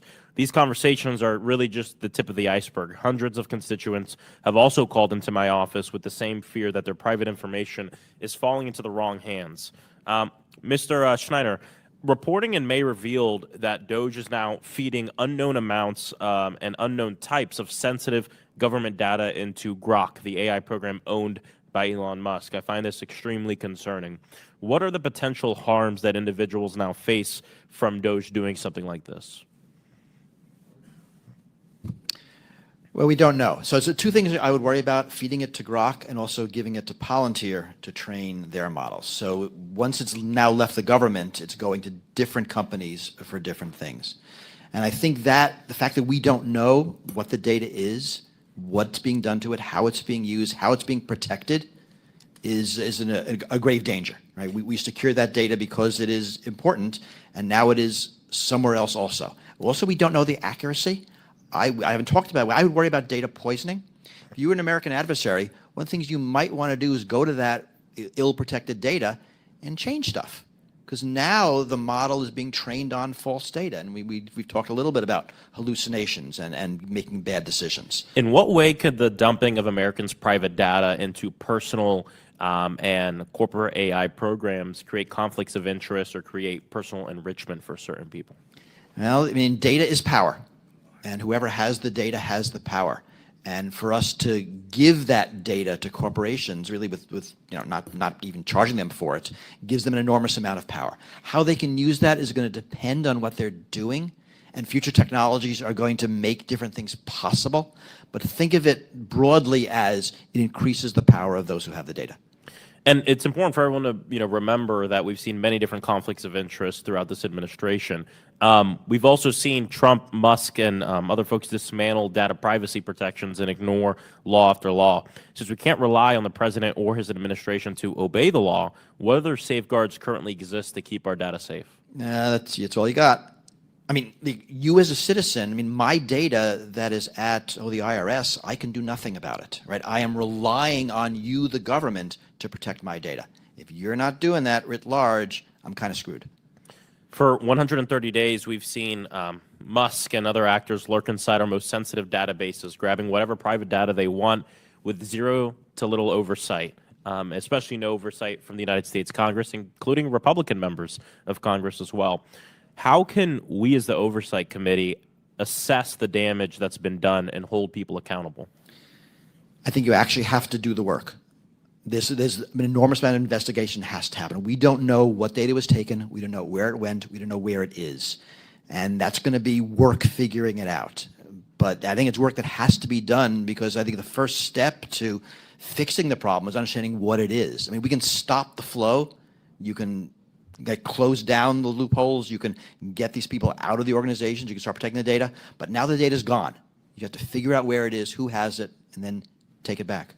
Interestingly enough, you brought up the word accountability, which is really important.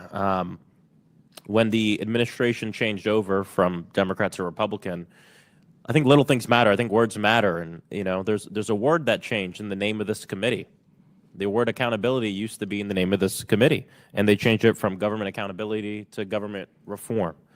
It seems like a lot of my Republican colleagues have no interest in holding this administration accountable for the misuse of data, and Congress has a horrible record in being able to legislate as it relates to technology. I think there's huge educational barriers. We bury our heads in the sand until the problem gets out of hand, and then someone comes up with a grand solution of banning it.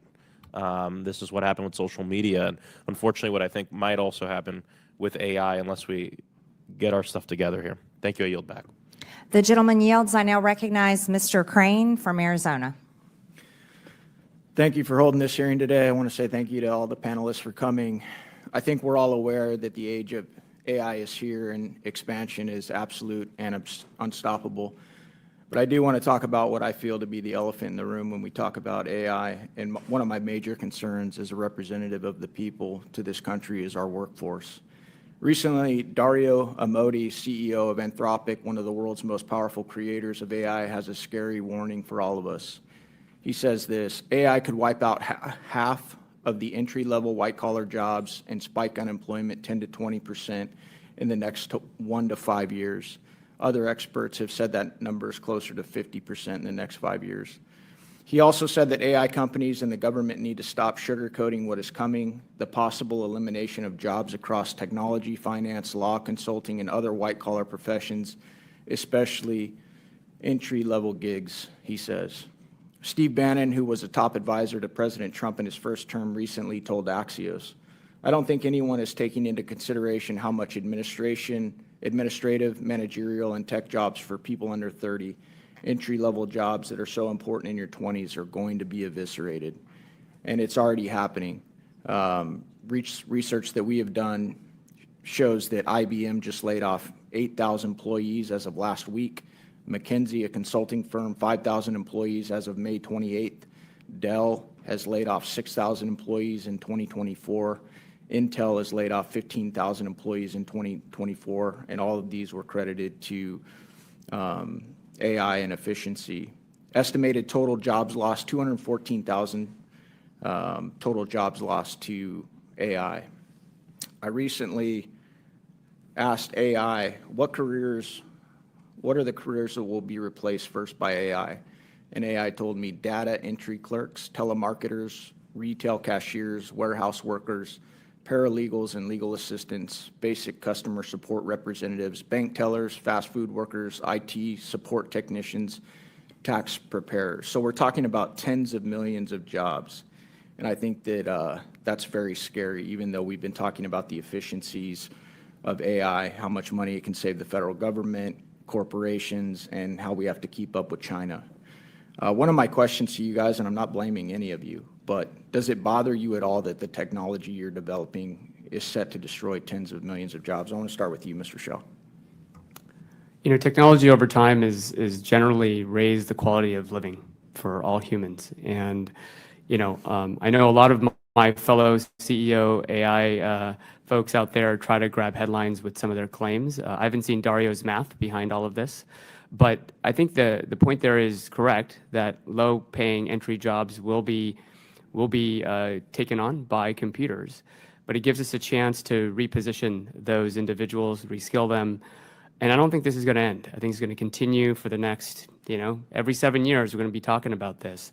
What we've found is that for customers of ours, you look at the private sector, they've taken those efficiencies, turned them into profits. Profits have then led to more ambition to grow their businesses. In fact, a majority of our customers have actually increased their employee headcount over time because they want to endeavor to do more things. So I think when we start to automate mundane tasks, we can start to do more interesting work, and I think organizations will take full advantage of that.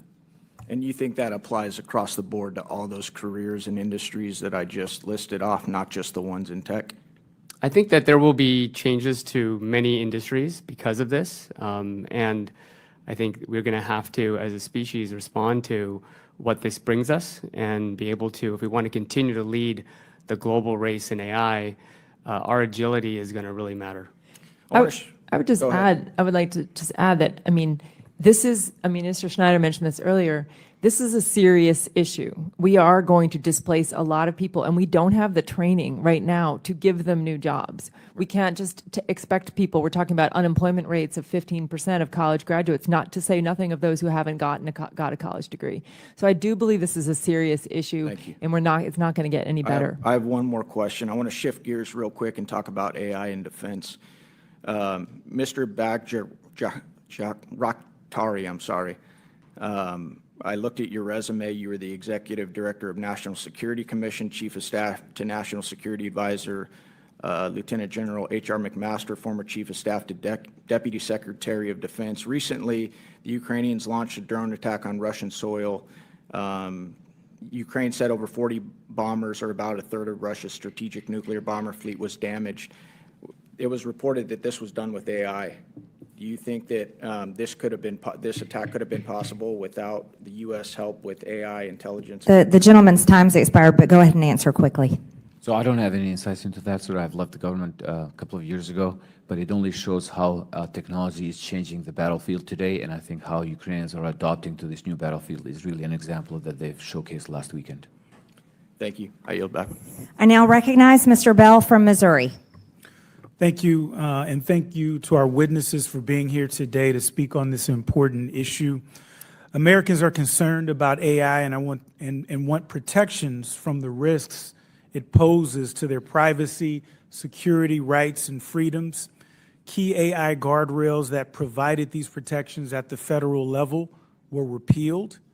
Now House Republicans are pushing legislation that bans states from enforcing laws or regulations to protect Americans from AI for a full decade. Mr. Schneider, Why is it important that the federal government adopt AI responsibly and with necessary oversight? Because doing it badly is going to harm people. I mean, these are powerful things. So these are technologies that are going to, in a sense, replace human activities. Whether they're going to be assistants to humans or they're going to replace humans for low-level decisions, they're going to do the things that humans did. And we know that when humans make bad decisions in government, people get hurt. So AIs are going to do the same thing. Now, the problem is they can do it faster. Right? They can do it more efficiently. So they could more efficiently hurt people. They could more efficiently help people, and that's why you need to do it responsibly. When DOJ pressured Secretary Hegseth and the Department of Defense to quickly purge any mention of race across its web pages, the agency used AI. The result was the Pentagon removed a tribute to Jackie Robinson, an American sports legend, civil rights icon, and World War II American Army veteran who served his country honorably simply because it acknowledged his race. We're talking about American history that was flagged and removed in the blink of an eye. Mr. Snyder, without such safeguards, what risks do we face in ensuring the prevention of purges, distortions, or discrimination in federal AI?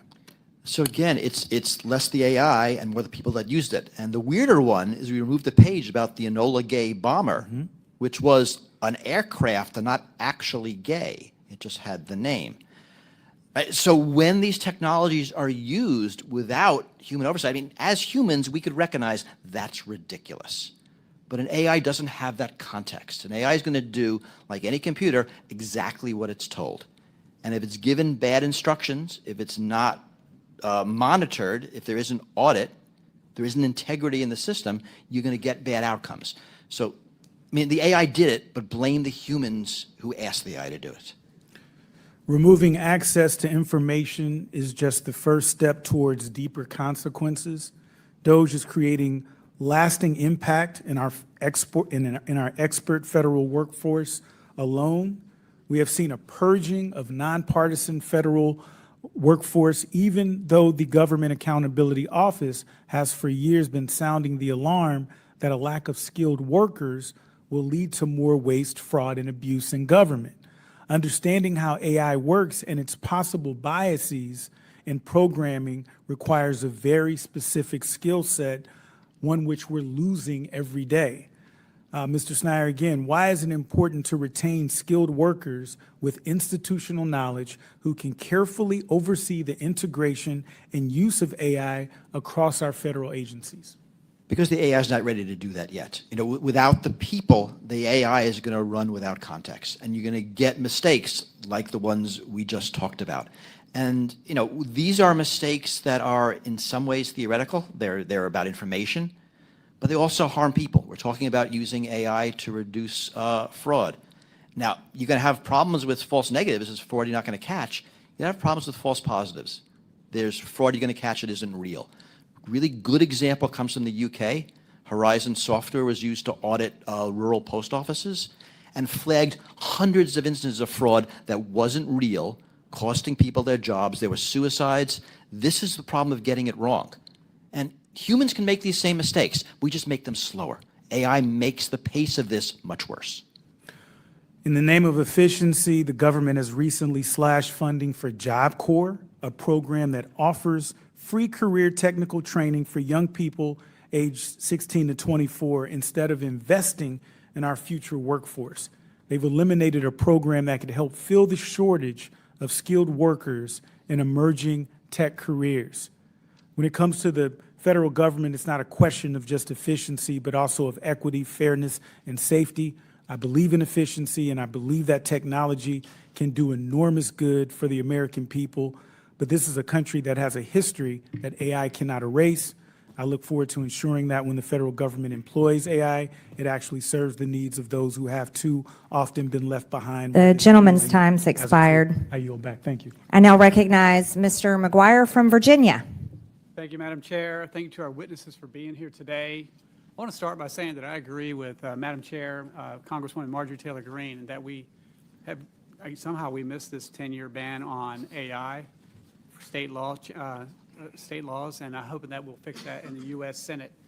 The President Trump and the White House, they said that we must ensure American AI dominance. And just yes or no, real quick, do you agree with the Trump administration that the U.S. must have AI dominance? Just yes or no, real quick. Yes. Yes. Yes. Yes. No, I don't think it works that way anymore. Thank you. All right. So DOGE has done outstanding work in identifying waste, fraud, and abuse. They have brought to the public's attention extreme inefficiencies in our government, especially involving outdated technology. In one example, DOGE highlighted the OPM Retirement Operations Center. This facility is located in an underground mine that holds over 400 million individual paper documents. It should come as no surprise that using outdated technologies leads to more mistakes. During the fiscal year 2024, the federal government reported an estimated $162 billion in improper payments. Banks and credit card companies use AI and machine learning to prevent fraud, oftentimes before any money changes hands. So I guess I'll ask each witness, do you think the Treasury payment system could use similar technology to lower waste, fraud, and abuse? And I'm talking AI. Yes. In general, yes. I'm not qualified on this particular topic. Well, there's a number of executive orders and legislative proposals that are aimed at trying to improve Treasury's payment verification services and the data that Treasury is being able to gather in. But one of the problems with focusing entirely on Treasury, though I do believe Treasury is the right entity for a centralized system, is that Treasury is making a decision right before a payment is made, where we can actually put these technologies upstream within the agencies before an application is approved. Because, many times we're approving to shell companies or entities that don't exist. So if we're using better data across the agencies, not just at the Treasury, but absolutely modernizing Treasury's system and getting more data, and I'm very supportive of the executive orders that have come out to date and some of the legislative bills that are being proposed. I got a couple more questions coming. Let me ask the last two witnesses, yes or no? Yes. I'm with Ms. Miller that you want to push this upstream. Okay. Do you think the federal government is losing money by not using modern technology, including AI and machine learning? That's just a yes or no. It's more complicated, so you need the digital infrastructure to use AI. So I think we need to first modernize the government IT infrastructure so you'll be able to use AI. The private sector is doing this, so I think the government could too as well. Absolutely, without question. Yes, I agree. Yes, especially tax revenue. Okay, Mr. Shaw, as AI becomes more integrated in decision-making systems, are you concerned that these tools might reflect political bias? Specifically, are today's AI models biased towards left-leaning perspectives, and what implications might that have for public trust or government use? There's a proliferation of AI models now being trained on all sorts of data sets, and hallucinations are a thing, bias are a thing. And we can never really overcome them, forever. I think there's going to still be traces of that given the type of technology that they are. But you can build applications that can control for this.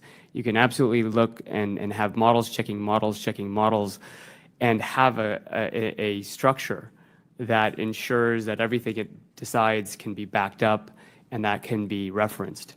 And while that won't solve every particular case, nor can we do that with human beings, I think the models and the AI systems can get very, very accurate.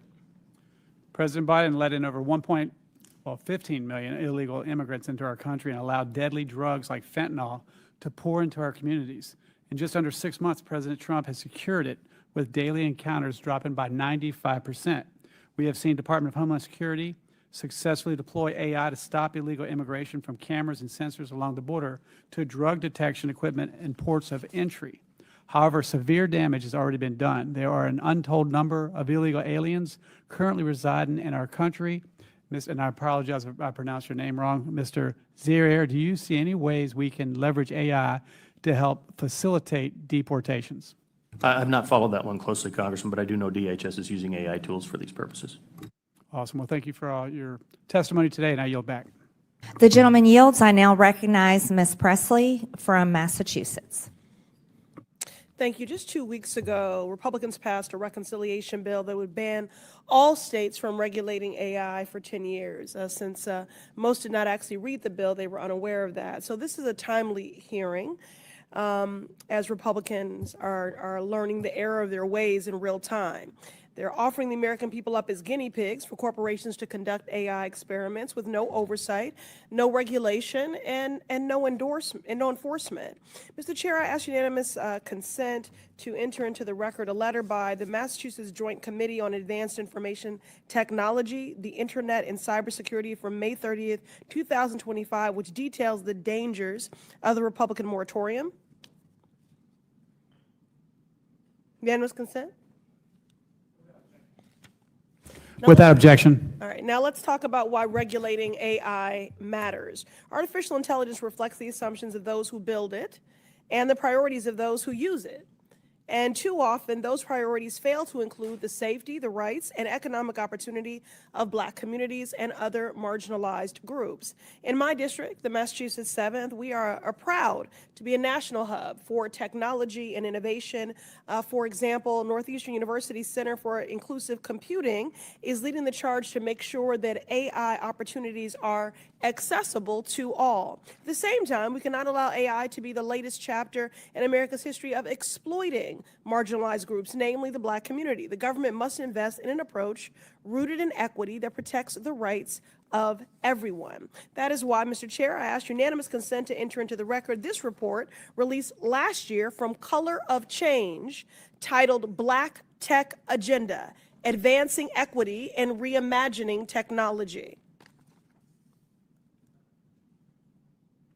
Without objection. All right. Mr. Schneider, do you know which government employee or agency or board is responsible for overseeing AI deployment across the executive branch to prevent violations of civil liberties and civil rights? I don't believe there is one, so if this is a test, I just failed. Well, the truth is, no one knows. The responsibility of AI civil rights enforcement is not in anyone's job description, and that has got to change. The United States federal government is deploying AI and it's impacting our daily lives. There are more than 2,000 AI use cases across agencies. Right now, there's nothing stopping the Department of Health and Human Services from using AI systems to help decide who receives Medicaid, who receives food assistance and disability benefits. If an algorithm flags someone incorrectly, a mother could quite literally lose access to her child's medication, or a family could lose food support. There's nothing stopping the Department of Justice from using racially biased algorithms to decide who gets released from prison. AI shouldn't be determining who gets care, who stays in prison, or who can feed their kids without any sense of oversight or recourse. The government's use of AI cannot be unchecked and unregulated. If we want the public to trust the federal government, then we must have transparency. I yield back.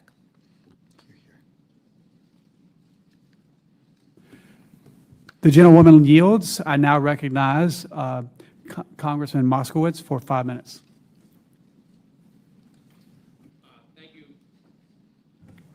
Thank you, Mr. Chair. Appreciate the waiver on today. You know, obviously, this is an important topic on artificial intelligence.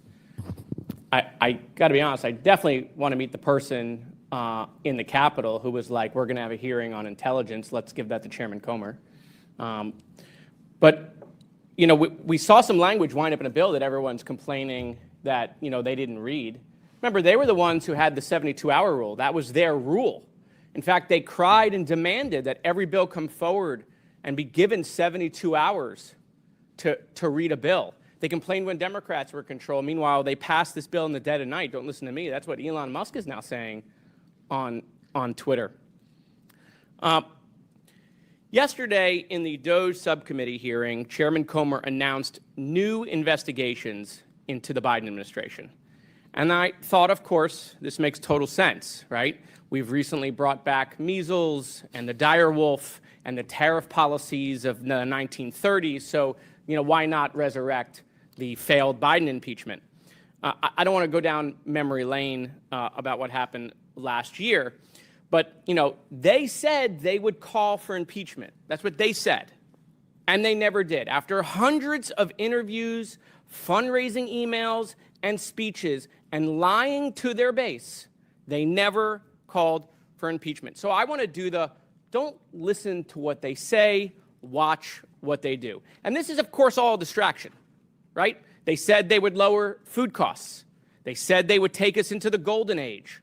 They said they would end the war in Ukraine and Gaza. They said they wouldn't touch Medicaid. They said they would lower interest rates. They said they would lower our debt. They said they would release the Epstein files. Remember that? This is not one of the ones that Pam gave out. I made my own. It's not hard. Right? And the biggest one, my favorite, they said they would make government more efficient. DOGE, E, stood for efficiency. Name one department, one government service, anything that the government does that they made more efficient. Certainly not the Newark Airport. Definitely not FEMA. We got an administrator who's finding out about hurricane seasons. A little late. Total failure. No new technology, no new procurement rules. Procurement's a big problem in government. You got different agencies, different departments making different procurements, buying technology that can't communicate with each other. By the way, we learned that after 9/11 in law enforcement, and we still have not fixed that problem. No new streamlined processes, zero. Okay? And so, look, sometimes people are visual learners, right? They're visual learners. And so, look, this is what the Republicans promised the American people. They promised them this, okay? This was the Willy Wonka thing in London. This is what they promised them. This is what it was supposed to look like, right? The golden age.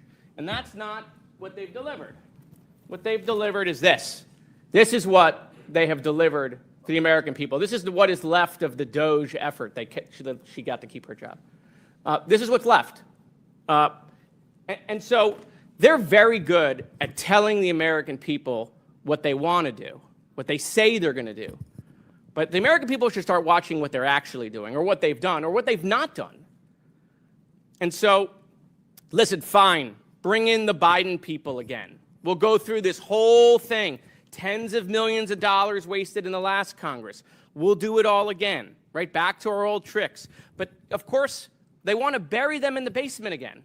It's being proposed that, we'll take their depositions, bury them in the basement. Then they'll leak the transcripts. They tell you, we want to shine transparency on the end of the Biden administration. We want to get to the truth. But they want to hold these meetings in secret, not in front of the cameras, not in front of the American people, in the bottom of a basement. By the way, I noticed that the oversight hearings are now in the bottom of a basement. Ironic after all the basement talk last Congress. But they just want to suppress information. They want to do selective leaks, and they want to distract that this is the least productive Congress in 70 years. So, listen, it's fine. We'll do it all again, okay? Won't help people at the grocery store. Won't help people save their health care. It will do none of that. But it will get you on OWN and Fox News and raise money. Thank you. I now recognize Congresswoman Trahan for 5 minutes.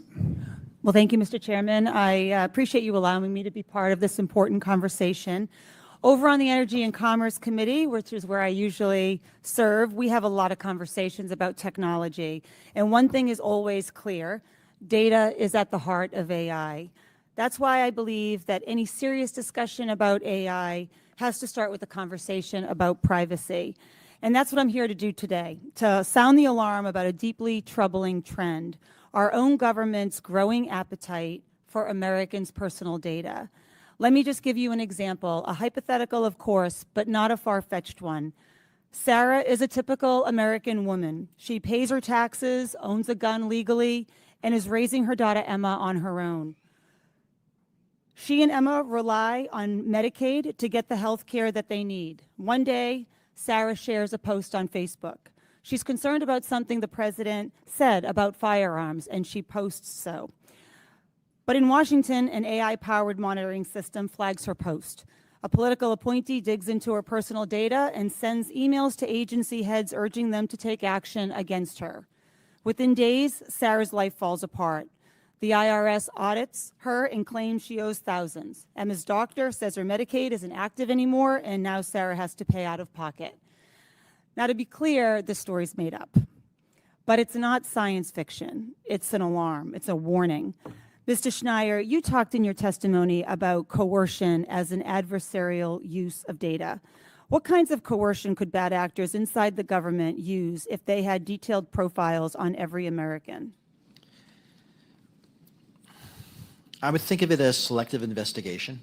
I mean, the government has enormous powers to investigate people, and the question is who they choose to investigate. You know, I mean, there's a famous book from many years ago called 3 Felonies a Day, that we in our normal lives commit 3 felonies a day because there are just so many rules and we don't know them. And given things like that, who you choose to enforce the law on matters. So this data can be used to select people whom to investigate, people whom to charge. And this could be used selectively by any regime, even not the U.S., any country that wants to do this. Yep. Well, unfortunately, this isn't just a hypothetical trend. It's already happening. Under the Trump administration, DOJ aggressively collected sensitive data across agencies, breaking down firewalls that are supposed to protect us. Then came the executive order directing agencies to eliminate information silos, basically to share and pool that data. And just last week, we learned that Palantir, a Silicon Valley company known for building surveillance tools, is being hired to build AI-powered profiles on every American using the data that DOJ collected. It's hard to overstate how dangerous this is. Mr. Schneier, are you worried that once this data is centralized, future administrations, no matter their party, could weaponize it? I mean, are we on the verge of opening Pandora's box here? I don't know if Pandora's box has been opened years ago, but certainly giving this power to a government is something that feels very un-American. I mean, there are reasons why this data was siloed. There are reasons why we didn't have these powers. I mean, you can imagine humans doing this well before AI, but we chose not to. So AI can certainly make this more efficient. But yes, this is power in the hands of a human who wants to wield it for ill, can do that very, very efficiently. Thank you. We need a national reckoning on privacy. That means strong oversight of this administration and its tech partners and real legislation to protect Americans' rights. You know, I've spent the past 3 months talking with civil liberties groups, privacy experts, and people across the country, and the one thing is clear: we need stronger privacy laws. I believe that we can protect people's data and modernize government to prevent fraud, waste, and abuse. These goals are not at odds. They're linked. So if you're listening and you're concerned about what's happening about big tech, about government overreach, about your family's privacy, call my office. Let's have a national conversation. Let's protect the freedom that our founders fought for and the privacy we all deserve. And one last thing I just wanted to mention, because over the course of this hearing, the chair has suggested that no one on the other side of the aisle called attention to the harms of the Republicans' 10-year ban on state AI regulations. That's patently false. We had robust debate on the Energy and Commerce Committee with several Democratic members, myself included, calling attention to this provision during and after our 26-hour markup. In fact, Democrats offered an amendment to strike the language entirely. So, Mr. Chair, I ask unanimous consent to enter into the record the results of the recorded vote. Without objection. Without objection. Thank you. I yield back. In closing, I want to thank the panelists once again for their testimony today. With that and without objection, all members will have 5 legislative days within which to submit materials and to submit additional written questions for the witnesses, which will be forwarded to the witnesses for their response. If there is no further business, without objection, the committee stands adjourned.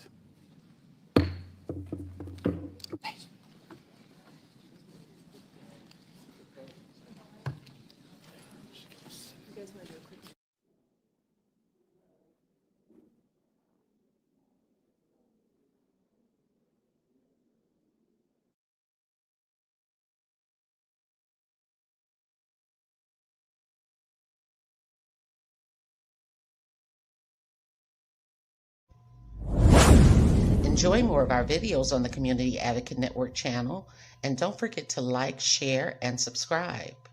If you would like to advertise your service, special announcement, or event, you may contact us at the Community Advocate Network at gmail.com.